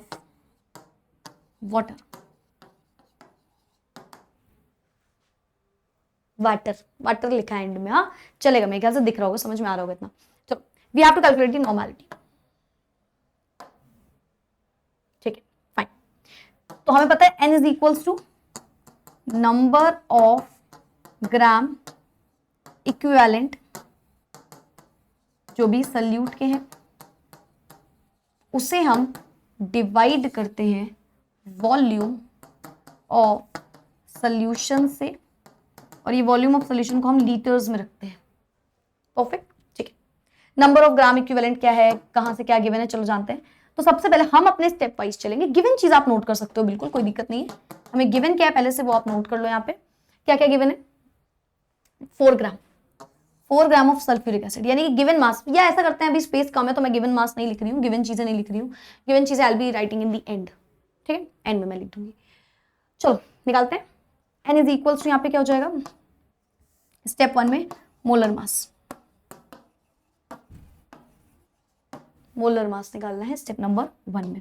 क्या किसका निकालना है? Sulphuric acid. यार अभी निकाला था, मेरे ख्याल से आपको भी याद हो गया होगा। कुछ चीजों के मोलर मास याद रखो, जैसे सोडियम, जैसे कि वो सल्फ्यूरिक एसिड की होती है 98 होता है, वाटर का 18 होता है ना, NaOH का 23 होता है। कुछ कुछ मोलर मास अपने आप आपको याद हो जाएंगे एक्सपीरियंस के साथ, और कुछ होंगे भी मे बी। चलो, तो मोलर मास सल्फ्यूरिक एसिड का 98 आया था, मैं डायरेक्टली लिख दे रही हूँ, ठीक है। पहले वाले में निकाला हुआ है, आपको देखना, you can understand it from that particular slide. Second क्या है? Equivalent mass.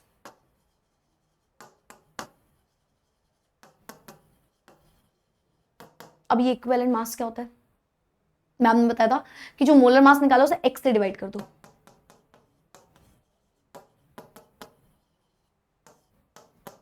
हमने मोलर मास कितना निकाला है यहाँ पे?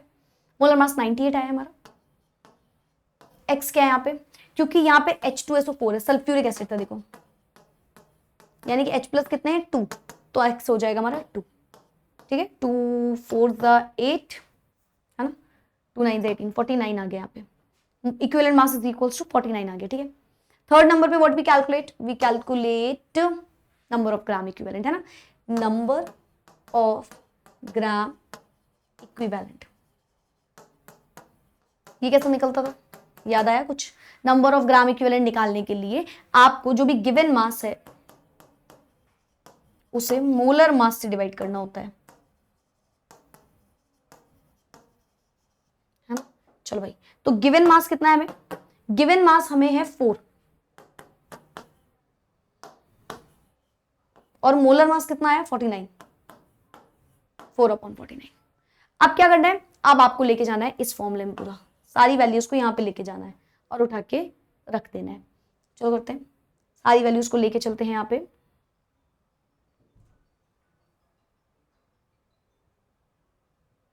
ठीक है, सारी वैल्यूज को लेके चलते हैं यहाँ पे।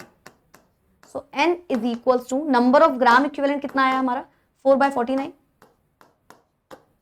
Whole divided by volume of solution कितना है बेटा? गिवन था 500 ml, ml में है, लीटर में कन्वर्ट करोगे, डिवाइडेड बाय 1000, ठीक है। यहाँ से 0 0 डायरेक्ट में कैंसिल करके यहाँ पे 5 2 10 कर दे रही हूँ। Capital N is equals to 4/49 into 2 ऊपर जा रहा है ना, 5 2 10 ऊपर जा रहा है, ठीक है, ठीक है। सो N इज इक्वल्स टू 8/49, आप कैलकुलेट कर लेना जो भी आंसर आ रहा हो, ठीक है। आप डायरेक्ट पूरा कैलकुलेट करना, यूनिट वगैरह भी लगा देना, ठीक है। You can take the screenshot if you want to, बाकी आप पूरा कैलकुलेट कर लेना, ठीक है। 8/49 आ रहा है, आप इसको डेसिमल में जो भी वैल्यू आ रही हो रख देना, कोई दिक्कत नहीं है, ठीक है। परफेक्ट, एक और कर ले। चलो, let's do one more question of normality. कौन सा क्वेश्चन था ये? 4th था ना, 5th पे आते हैं। क्वेश्चन नंबर 5 दिख रहा है यहाँ पे। Calculate the normality of the solution when 5 gram of sodium hydroxide is present in 250 ml of the solution, ठीक है। ये बने आपको, ठीक है। चलो करते हैं normality. We have to calculate the normality. Direct formula में पता है पहले तो, N is equals to number of gram equivalent of solute, मैं लिख नहीं रही हूँ, समझ रहे होगे आप, है ना, of solute divided by volume of solution in litres. Perfect, great. Step 1 पे आता है, जल्दी से हमें स्टेप के हिसाब से ही चलना है। मैम स्टेप हम नहीं लगा रहे हैं, कोई दिक्कत नहीं बेटा, अगर आप इस चीज में श्योर हो कि आप डायरेक्टली वैल्यू रख रहे हो, रख लो। स्टेप के थ्रू चलना आसान रहता है स्टार्टिंग में। सबसे पहले मोलर मास निकाल लो। NaOH 23 ही आएगा, आप कैलकुलेट कर सकते हो। NaOH का मोलर मास निकाल रहे हो। सोडियम इज, नहीं इसका 23 नहीं आएगा, sorry, sodium is 23 plus oxygen is 16 plus hydrogen is 1, ठीक है। सो 10 1 कैरी 40 40 40 40 आता है, मैंने गलती से 23 बोल दिया था, 40 आता है, ठीक है। 44 कार्बन डाइऑक्साइड का होता है ना, तो इसका 40 आता है, ठीक है। Okay, second is equivalent mass. कैसे निकालते हो? मोलर मास को डिवाइड कर दोगे आप x से, क्योंकि ये एक बेस है NaOH, तो यहाँ पे एक OH है, तो x की वैल्यू इज 1, ठीक है। x की वैल्यू इज 1, यहाँ पे हाइड्रोक्साइड है, इस वजह से ये 1 आ रहा है, ठीक है। मैंने यहाँ पे एक छोटा सा लिख दिया ताकि यहाँ पे स्पेस ना लेनी पड़े हमें। चलो, मोलर मास हमारा 40 है, divided by 1, so of course this is gonna B 40 only, ठीक। थर्ड नंबर पे बेटा आप निकालते हो equivalent mass, sorry number of gram equivalent, है ना।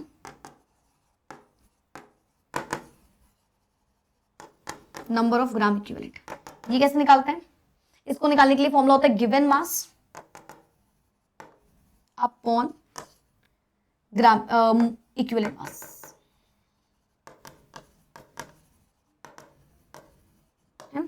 गिवन मास आपको कितना गिवन है? कुछ गिवन है 5 ग्राम। अब नहीं गिवन होगा कभी तो आपको ये गिवन हो सकता है नंबर ऑफ ग्राम इक्विवेलेंट, कुछ ना कुछ मतलब गिवन, कुछ ना कुछ आपको ऐसी इंफॉर्मेशन होगी कि आप कर लोगे। मैं इसके कुछ डिफिकल्ट, अगर आप चाहते हो तो आप कमेंट कर देना डिफिकल्ट क्वेश्चंस, ठीक है। मैं हर कंसेप्ट जितना भी मोलारिटी, नॉर्मालिटी, मोल फ्रैक्शन, जितनी भी चीजें सबका डिफिकल्ट क्वेश्चन करा दूंगी, मेंशन कर देना आप, ठीक है। इक्विवेलेंट मासेस, अच्छा यहाँ पे निकलता 40, ओके 40 1/8 है, ठीक है, 1/8 रख दिया मैंने। अब आते हैं अपने क्वेश्चन पे। क्वेश्चन में यहाँ पे हमें वैल्यूज रखनी थी, यहाँ पे उठा के रखना है। So normality is equals to gram equivalent कितना है 1/8 whole divided by volume of solution कितना है 250 ml। 250 ml में हमें लीटर में चाहिए होता है तो 1000 से डिवाइड करेंगे। सो फ्रॉम हियर, या नीचे लिख देती हूँ अगर नहीं दिख रहा होगा तो, n is equals to 1/8 into 1000 upon 250, cancel out, 25 4 है ना, 5 4 20, ठीक है, 4 2 8 9 10, 25 4 इज 100, है ना। 25 4 ये आ गया, कितना है 4 2 8, अच्छा 1/2 आ रहा है। सो n इज इक्वल्स टू 1/2, या तो 1/2 बोल लो या तो 0.5।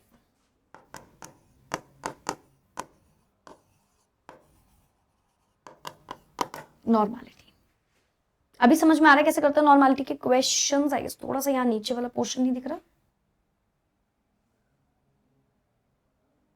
नॉट विजिबल, ठीक है। चलो, सो ऐसे आप नॉर्मलिटी निकालते हो। कोई सॉल्ट होता है तो भी आप समझ गए कैसे करना था ना।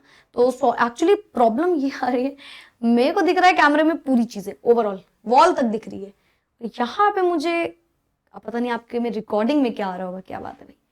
चलो मेरे ख्याल से सही आ रहा होगा, मैं रिकॉर्डिंग बीच में नहीं रोकूंगी। Okay, you can take the screenshot if you want to, then we will move on to the next concentration term.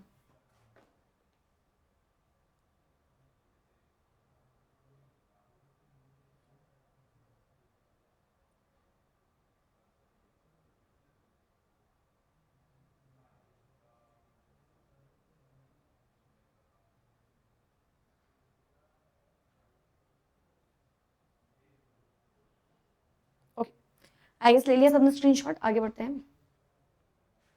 Next कितने कंसंट्रेशन टर्म हो गए? 4 हो गए भाई, काफी इंपॉर्टेंट 4 हो गए, मतलब हमने एक साइड कंप्लीट कर लिया। वी कैन से, हम ये कह सकते हैं ये बात ना, बिल्कुल कह सकते हैं कि हमने यहाँ पे एक तरफ पूरा कंप्लीट कर लिया। हमने ये भी कर लिया, ये भी कर लिया, ये भी कर लिया और ये भी कर लिया। ये 4 कंसंट्रेशन टर्म हमने कंप्लीट कर लिए। 1 2 3 एंड 4 क्लियर है ना, चारों कर लिए। मास रिलेटेड मास परसेंटेज पे आते हैं सबसे पहले, देन उसके बाद molality, mole fraction, parts per million भी करा दूं, कोई दिक्कत नहीं है। चलो ठीक है, आगे बढ़ते हैं। किस पे आना है? मास परसेंटेज, ठीक है। मास परसेंटेज 5th टर्म है ये कॉन्सेंट्रेशन का, 5th टर्म है मास परसेंटेज। इजी लग रहा है ना सुनने में? बस वही है, इजी ही है ना। वॉल्यूम परसेंटेज पढ़ा था ना, similarly mass percentage. Number 1 definition पे बात करते हैं।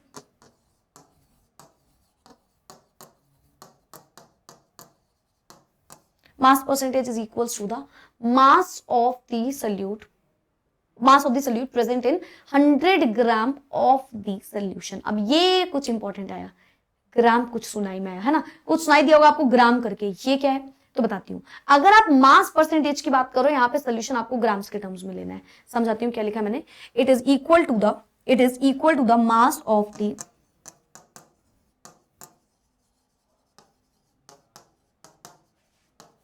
mass of the solute, mass of solute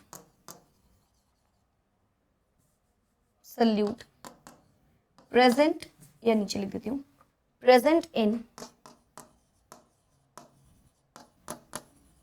100 gram of solution। ठीक है, यूनिट पे आ जाओ।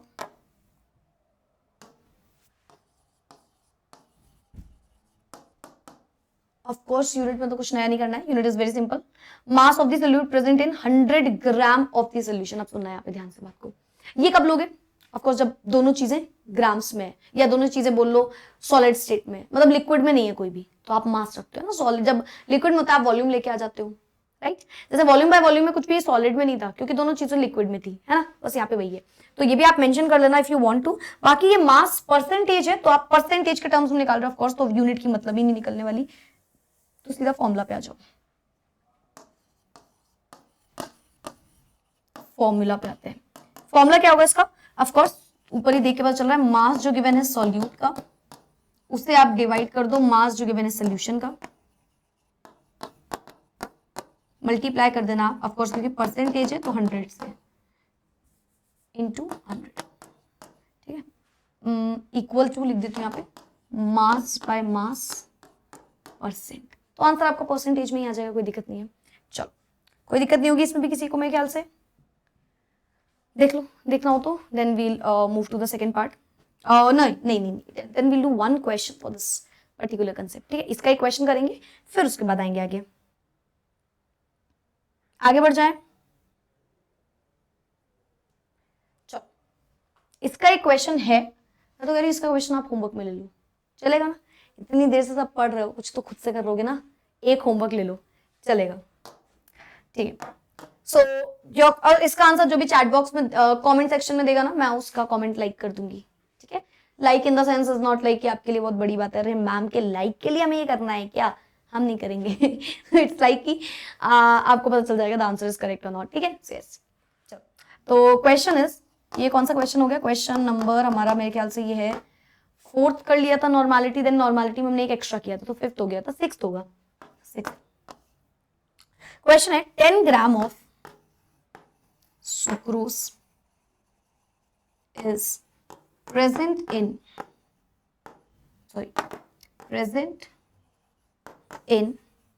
100 gram of water। 10 gram sucrose given है 100 ग्राम वाटर में, you have to calculate the mass percentage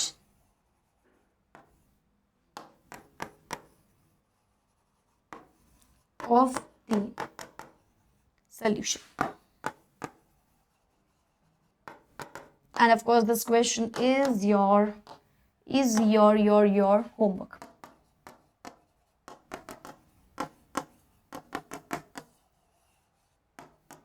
ठीक है, मतलब ये तुमको घर से करके लाना है, करके लाना इन द सेंस नहीं आना नहीं है, it's like chat box comment में बताना है। कमेंट लाइव ले लेके कमेंट की जगह चैट बॉक्स बोलने की एक गंदी आदत लग गई है मुझे, कमेंट में आपको इसका आंसर देना है।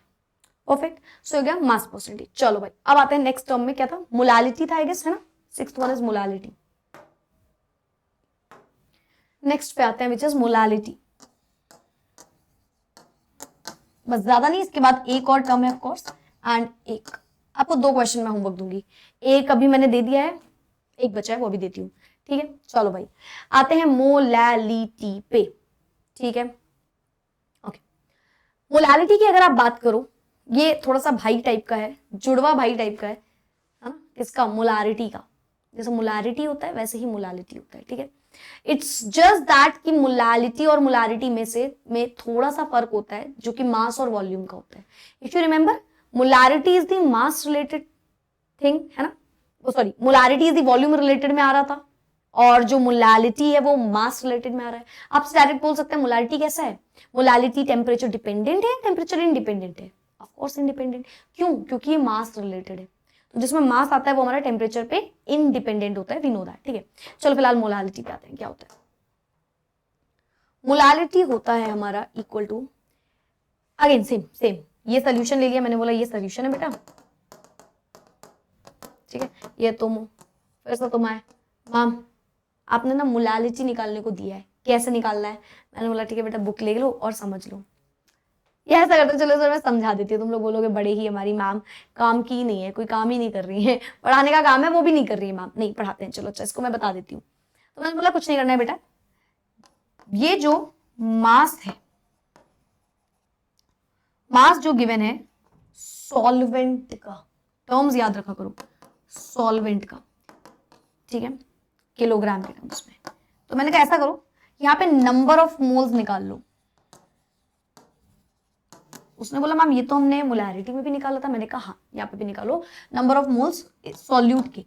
इसने बोला यस मैम, सॉल्यूट के ही नंबर ऑफ मोल्स हमने मोलैरिटी में निकाला था। मैंने बोला एकदम सही है यार, न्यूमरेटर सेम रहने वाला है, number of moles of solute ही रखने वाले हो।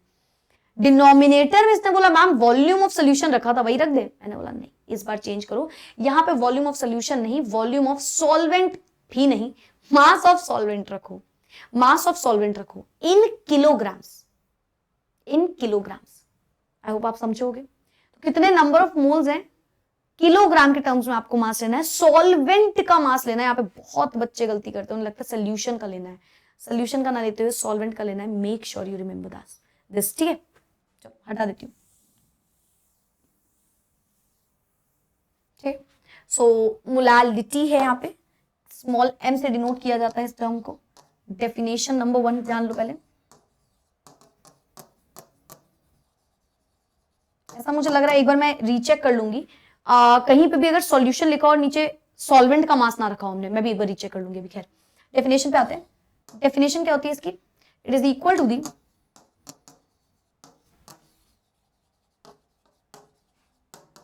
number of moles of solute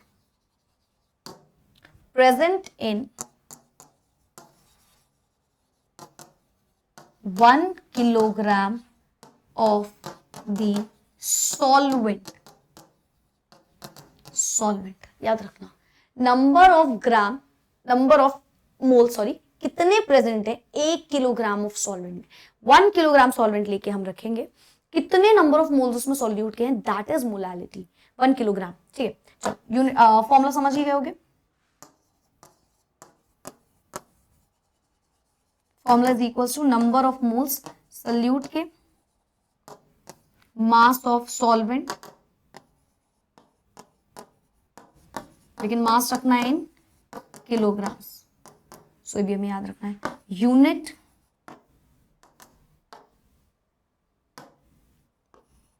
unit क्या रहने वाली है, मोल पर केजी। ये तो आप ऊपर से निकाल देख के समझ गए, इसको बोलोगे क्या, स्मॉल एम। मेन यूनिट आप स्मॉल एम लगाओगे, विच मींस इतनी मोलालिटी निकल के आ रही है इसकी, ठीक है, इतनी मोलालिटी निकल के आ रही है। चलेगा, ठीक है। सो यस, क्वेश्चन पे आ जाए आप, if you want to take the screenshot of course you can, ठीक है। इसके बाद मैं एक, हाँ वो रीचेक वाला याद रखना, मैं कर लूंगी, कहीं भी मैंने सॉल्वेंट या सोल्यूशन वाला वो ना किया हो, एक बार आई विल चेक। चलो नोट कर लीजिए से।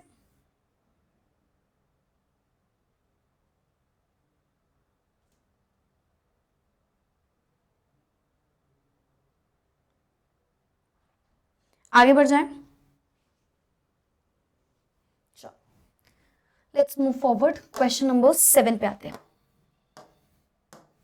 Question number 7, question is 2.5 gram of ethanoic acid is present in 75 gram of benzene, ठीक है। You have to calculate the molality of ethanoic acid. This is the question. ठीक है, हो जाएगा ना, इजी है, नॉट दैट डिफिकल्ट। करते हैं, चलो। 2.5 ग्राम हमें गिवन मास है इथेनोइक एसिड का, जो कि प्रेजेंट है 75 ग्राम बेंजीन में। अब यहाँ पे देखो बेंजीन डायरेक्ट गिवन है जो कि सॉल्वेंट है। अगर यहाँ पे आपको सोल्यूशन लिख देता तो आप इसमें सॉल्वेंट पहले निकाल, जब पता है ना solution is equals to solute plus solvent. In case required है तो आपको ये लगाना पड़ सकता है ना, कहीं पे सॉल्वेंट रखना है तो आप सॉल्यूशन में से सॉल्यूट को माइनस करते हैं।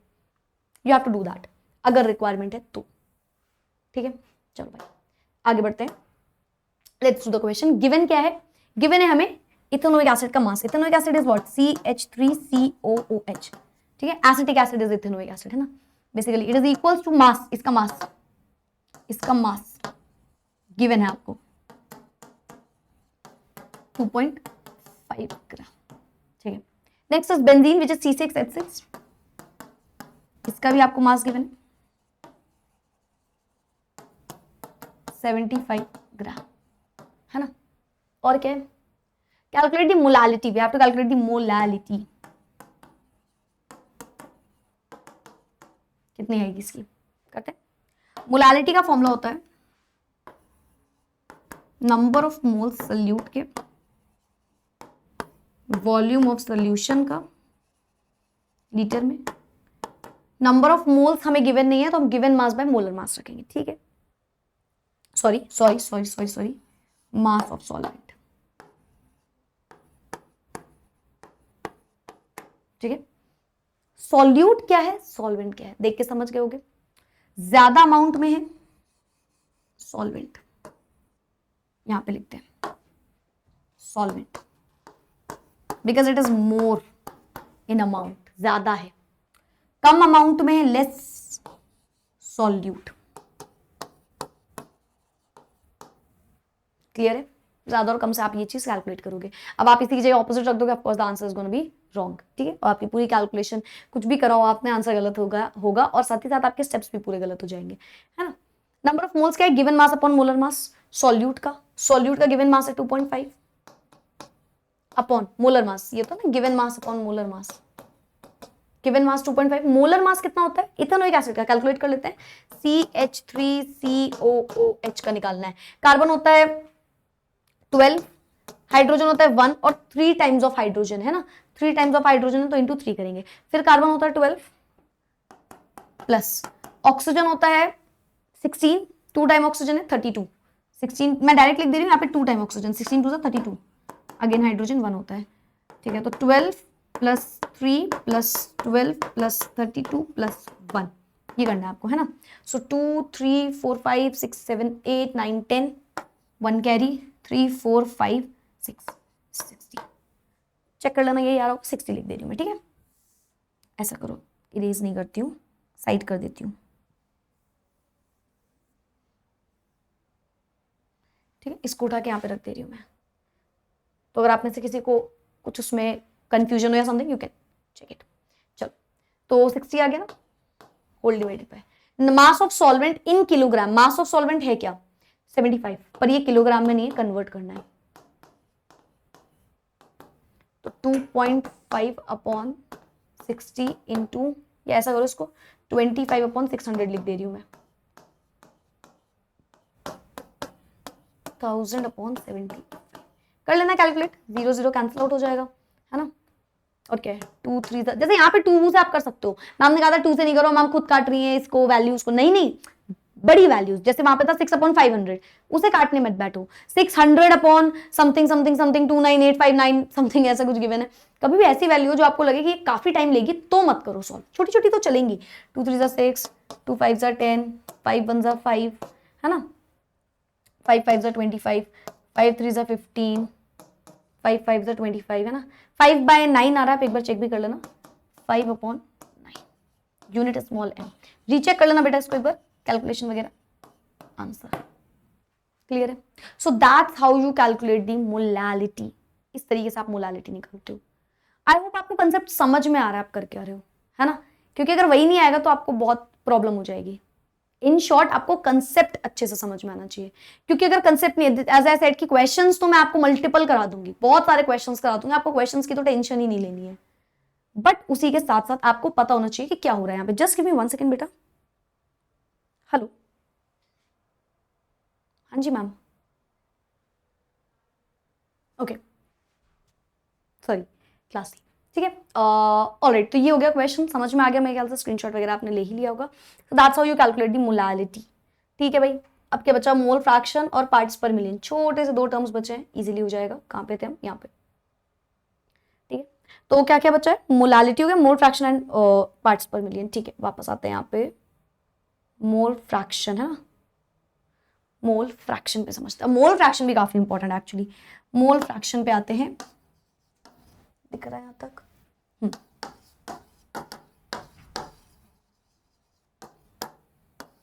Mole fraction. अब मोल फ्रैक्शन का सिंबल क्या होता है, सिंबल भी यहाँ पे लिख देती हूँ, सिंबल इज जीटा। इसको ईटा भी बोलते हैं, जीटा भी बोलते हैं, उठा के मारना नहीं किसी को, but yes it is zeta, also known as eta, ठीक है। मोल फ्रैक्शन क्या होता है, मोल्स का कुछ फ्रैक्शन, क्या बात है, क्या बात है, हम तो नहीं समझ पाए थे वापस से। आप तो बहुत इंटेलिजेंट वाली बातें बता रहे हो आज, थोड़ी थोड़ी सी, ठीक है, बता भी रही हूँ बीच बीच में ज्यादा तो इंटेलिजेंट वाली बातें बता रही हूँ, बीच में तुम लोग वाली बातें कर दे रही हूँ। चलो, जीटा से आप इसको डिनोट करते हो, क्या होता है देखो, एग्जाम्पल सोल्यूशंस लेते हैं, ठीक है भाई, ज्यादा कुछ नहीं, सोल्यूशन ले लो, ठीक है। ये एक पर्टिकुलर सोल्यूशन था, कोई भी चीज थी, सपोज कुछ भी, मैंने इसमें बोला कि इतने इसमें ना ए नंबर ऑफ मोल्स है, ए के नंबर ऑफ मोल्स हैं, चलो ऐसा करते हैं, ए के यहाँ पे नंबर ऑफ मोल्स है, ठीक है। ये एक सोल्यूशन जिसमें ए के नंबर ऑफ मोल्स है, ये एक सोल्यूशन है जिसमें बी के नंबर ऑफ मोल्स है, ठीक। ए का सोल्यूशन, बी का सोल्यूशन, एक में ए के नंबर ऑफ मोल्स, एक में बी के नंबर ऑफ मोल्स, ठीक है। मोल फ्रैक्शन क्या होता है, मोल फ्रैक्शन होता है, मैंने बोला बेटा जाओ जाके ए के मोल फ्रैक्शन निकाल के लो, ए का, ये एक स्टूडेंट था, मैंने बोला जाओ जाके ए के मोल फ्रैक्शन निकाल के आओ। आपने बोला कैसे निकालेंगे माँ, तो आपने बोला कि फॉर्मूला ये आ रहा है कि नंबर ऑफ मोल्स अगर आपको ए के निकालने हैं तो आप उससे डिवाइड कर दो टोटल में जितने नंबर ऑफ मोल्स हो, वही हो जाएगा मोल फ्रैक्शन। क्या है मोल फ्रैक्शन, जिसके भी नंबर ऑफ मोल्स आपको कैलकुलेट करने हैं उसे ऊपर रख दो। आपको अगर ए के नंबर ऑफ मोल्स निकालने हैं तो आप ए को ऊपर रखोगे, अगर आपको बी के नंबर ऑफ मोल्स निकालने हैं आप बी को ऊपर रखोगे, अगर आपको सी के नंबर ऑफ मोल्स निकालने हैं आप सी को ऊपर रखोगे। जिसके भी नंबर ऑफ मोल्स आपको कैलकुलेट करने हैं उसे आप ऊपर रख दो और टोटल के नंबर ऑफ मोल्स को आप नीचे रख दो। अब टोटल के नंबर ऑफ मोल्स मतलब ए का, बी का, और अगर सी होता तो सी का, डी होता तो डी का, जितने भी सोल्यूशन है, जितने भी सोल्यूशन प्रेजेंट है उनके नंबर ऑफ मोल्स को आप नीचे रखो टोटल। इसे आप एन ऑफ टी भी बोलते हो, एन ऑफ एस भी बोलते हो, या एन ऑफ ए और बी भी बोल सकते हो। What is N of total, यहां पे इस कंडीशन में it is equal to N of A plus N of B. Total में आपको ए और बी रखना था यहाँ पे, क्योंकि हमारे पास केवल 2 सॉल्यूशंस हैं, ज्यादा होंगे तो आप ज्यादा के रख सकते हो, डजंट मैटर, एक ही चीज रहेगी, ठीक है। सो क्लियर है मोल फ्रैक्शन क्या होता है, मैं वापस इसमें नोट करती हूँ इसे, ये तो खैर मतलब नहीं है तो मैं हटा देती हूँ इसे। डेफिनेशन पे आ जाओ, एक्चुअली डेफिनेशन लिखवाने का मीनिंग ही है कि आपको समझ में आए कि है क्या। इट्स नॉट लाइक कि आपसे डेफिनेशन एग्जाम में पूछी जाएगी, बट आपको पता होना चाहिए, क्योंकि डेफिनेशन से एट द एंड आप फॉर्मूला देख रहे हो तो आपको थोड़ा सा याद रखने में इजी रहता है, ठीक है। Let's talk about its definition. Definition क्या है इसकी, it is equal to the, या ऐसा करो इसकी ना एक अच्छी वाली डेफिनेशन मैं आपको बताती हूँ, मतलब अभी बेसिक वाली फॉर्मूला वाली मत रखो, एक कोई अगर मेरे पास होगी तो आई विल राइट इट। हाँ, this is better. Mole fraction, ये वाली सही थी। Mole fraction is the ratio, is the ratio of moles of,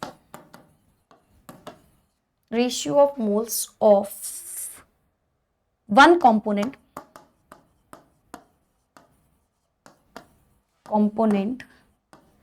to the total number of moles, ठीक है, moles present in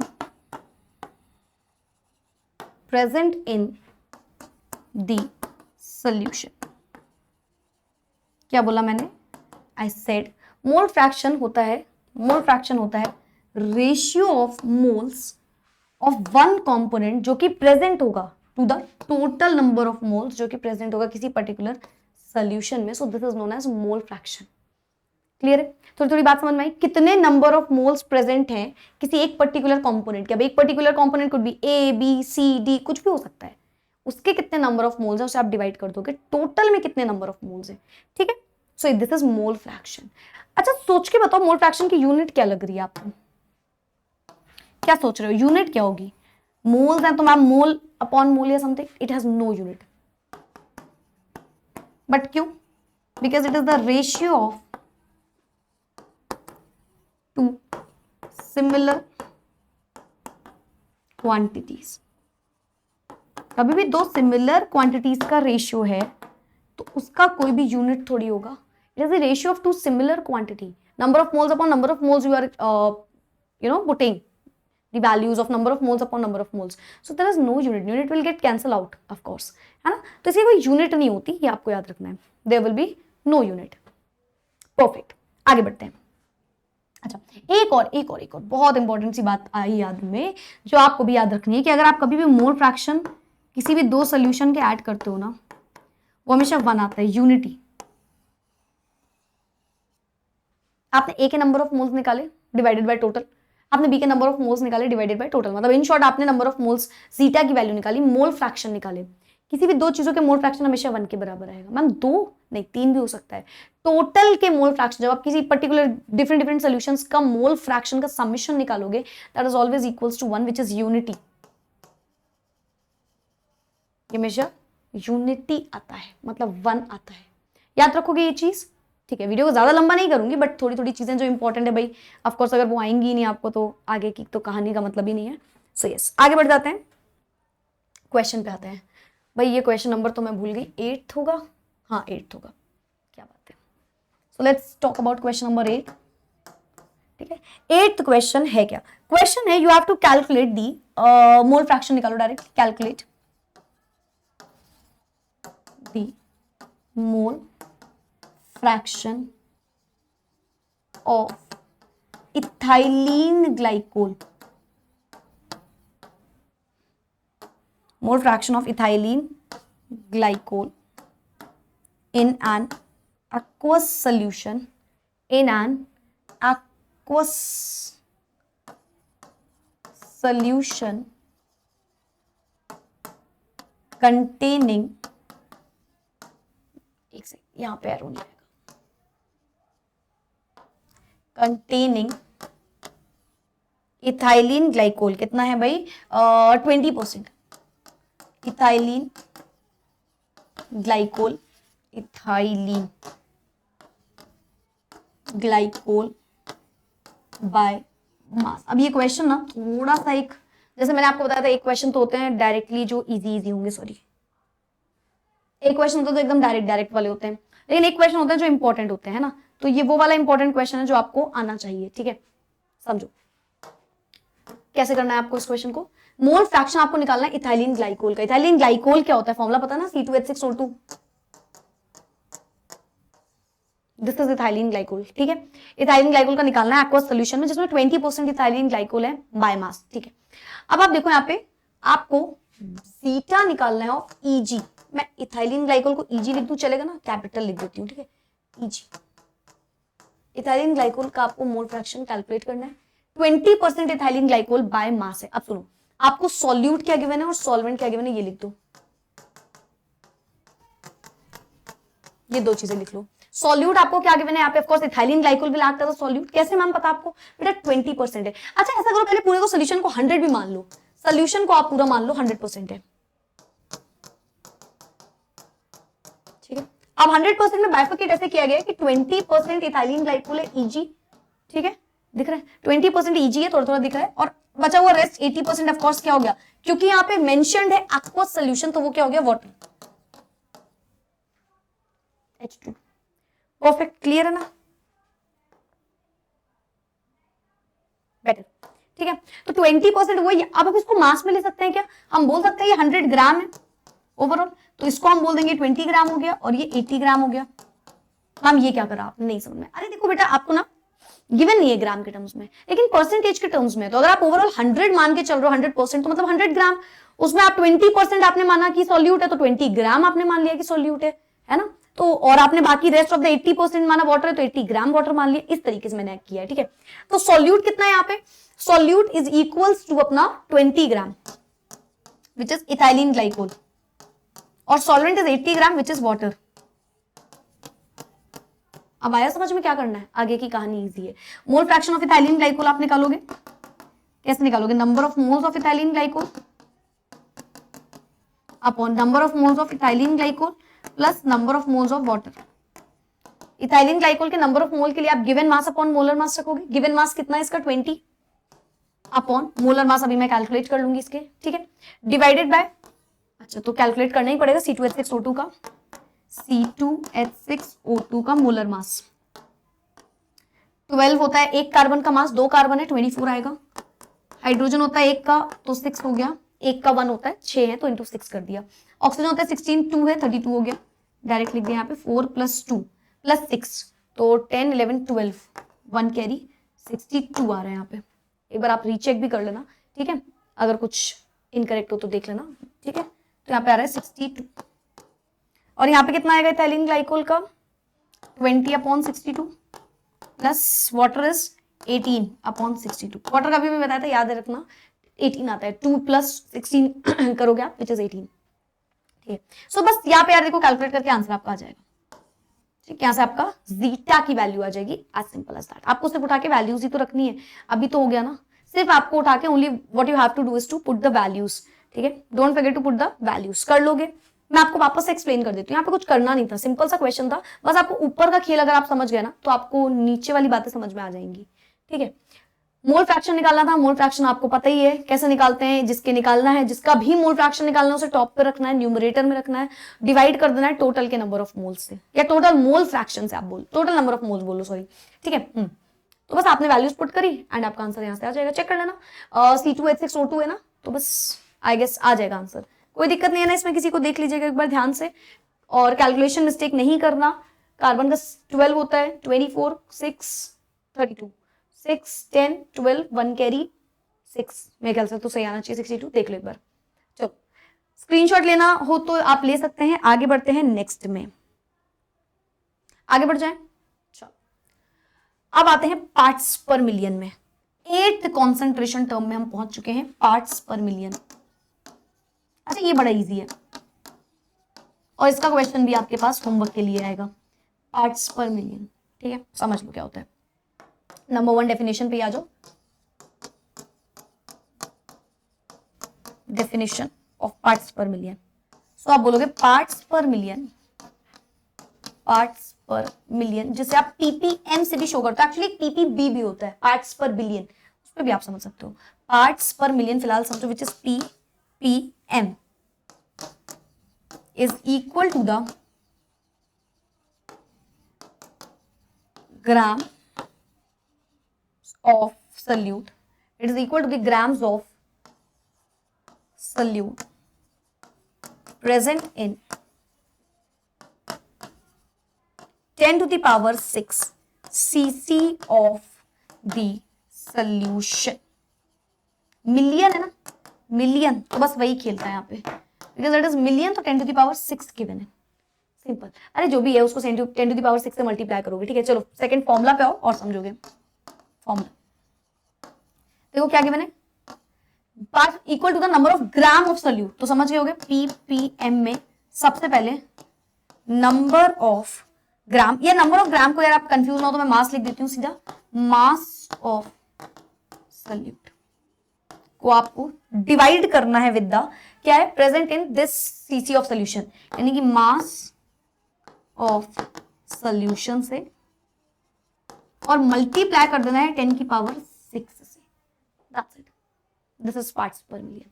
समझ में आ रहा है, ppm mass of solute, mass of solution 10 की पावर 6 से मल्टीप्लाई कर दो, that's it, simple as that. ppm आपका आंसर आ जाएगा, पार्ट्स पर मिलियन। बिलियन में क्या होगा, कमेंट सेक्शन में बताना बिलियन में क्या होगा, आगे समझ तो गए होगा, मैं बता देती हूँ फॉर्मूला सेम है, बस थोड़ा सा जो मल्टीप्लाई किया है वही डिफरेंट है, तो आई गेस समझ ही गए होगा अभी तो क्या पूछा है मैंने। तो you can answer in the chat box, in the comment section of course, ठीक है। चलो इसका आप क्वेश्चन ले लो अगेन, इसका भी आप होमवर्क क्वेश्चन ले लो। 8 gram of a solute, 8 gram of a solute is dissolved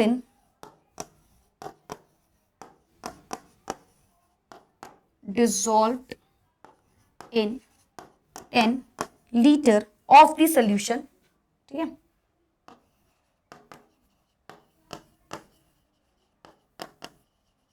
You have to calculate the concentration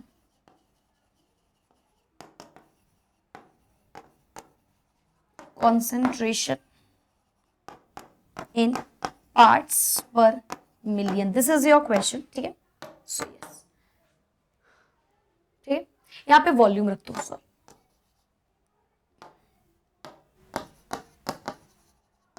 है ना, वॉल्यूम ऑफ सोल्यूशन, सीसी लिखा है, cubic centimetre, which is the volume in terms of volume लिखा है, ठीक है।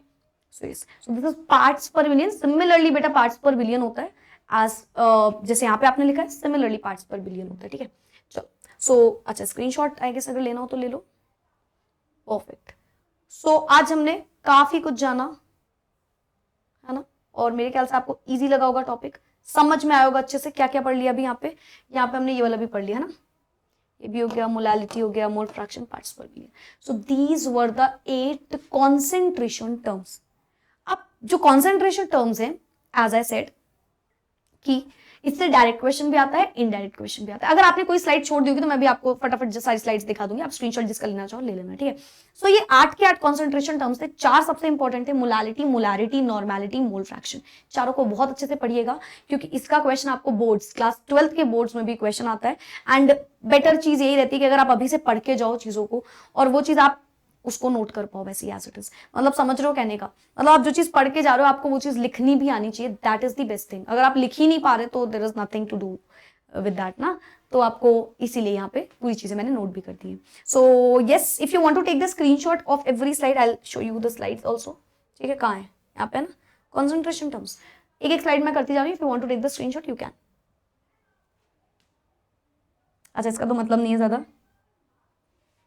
स्लाइड नंबर 1 जिसमें हमने वेट बाय वॉल्यूम जाना है, ठीक है, डेफिनेशन, फॉर्मूला, यूनिट, उसी से रिलेटेड हमने एक क्वेश्चन किया यहाँ पे आप चेक भी कर लेना, concentration of the solution in gram per litre, ठीक है।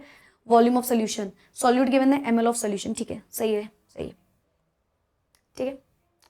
वॉल्यूम परसेंटेज का मैंने क्वेश्चन नहीं करा है because it is very simple. एक क्वेश्चन होगा तो चलो मैं आपको बाद में भी करा दूंगी, वेरी सिंपल, आज जैसे बाकी के थे वही थे। इसका क्वेश्चन मुझे दिमाग में भी नहीं आ रहा था ऑनेस्टली, है ना, इसका क्वेश्चन अभी मेरे माइंड में आया नहीं। कोई भी आप ले सकते हो, बना तो देती हूँ कुछ क्वेश्चंस, सब आप रख सकते हो, मैं आपको करा दूंगी और क्वेश्चंस, ठीक है। Molarity is very important, make sure आप इसे नोट करें, ठीक है। यहाँ पे मैंने नंबर ऑफ मोल्स बताया है क्या होता है, देख सकते हो आप। क्वेश्चन मोलारिटी का, normality is again very important. अगर आप कॉम्पिटेटिव एग्जामिनेशन दोगे, आप 12th के एग्जाम पे पॉइंट ऑफ व्यू से पढ़ोगे तो आपको नॉर्मेलिटी काफी इंपॉर्टेंट होने वाली है, ठीक है। ये स्टेप्स लिखे हैं नॉर्मेलिटी, आप कैलकुलेट कैसे करते हो, ये इसका एक क्वेश्चन है, ठीक है। नॉर्मेलिटी का आई गेस मैंने 2 क्वेश्चन कराए, ये दूसरा क्वेश्चन है नॉर्मेलिटी का। Mass percentage, molality, mass percentage का क्वेश्चन, अच्छा नीचे होमवर्क है, ओके 2 क्वेश्चन आपके होमवर्क है, मास परसेंटेज का एंड पार्ट्स पर मिलियन का। Remember mass percentage and parts per million. चलो आगे बढ़ते हैं। Molality question, mole fraction question, parts per million and आपका क्वेश्चन जो है ये होमवर्क है। So you have to answer this also in the comment section. ठीक है, आपको दोनों आंसर्स लिखने हैं, दोनों आंसर आपके करेक्ट होंगे। I like your comment and yes, ठीक है। So yes, alright, so that's all about the concentration terms. सारे के सारे concentration terms I hope so आपको समझ में आ गए होंगे एंड कोई भी डाउट नहीं होगा इससे related. Again I am saying, आपको कोई भी ऐसा टॉपिक है जो आपको लग रहा है आपको नहीं आ रहा है, आपको जानना है उसके बारे में कुछ भी, anything, so you can comment below, उस टॉपिक को लिखो, आपको कितनी देर में चाहिए आप ये भी लिख दो, अब 1-2 मिनट ऐसे इररिलेवेंट टाइम मत लिखना, बट जितना रेलिवेंट टाइम है you can mention in the chat, in the comment section, ठीक है, कि 10 मिनट का मैम वीडियो, हाँ 10 मिनट का भी हो सकता है एक्चुअली, इफ यू वांट कि कोई फास्ट ट्रैक में, मतलब मैम इसको तो जल्दी से थोड़ा एक्सप्लेन करने में अगर हो तो क्या, mention in the comment section. I'll make the video for sure. That's it for today. I'll see you all in the next class now. Bye bye. Take care and keep studying, everyone. Thank you so much. Take care.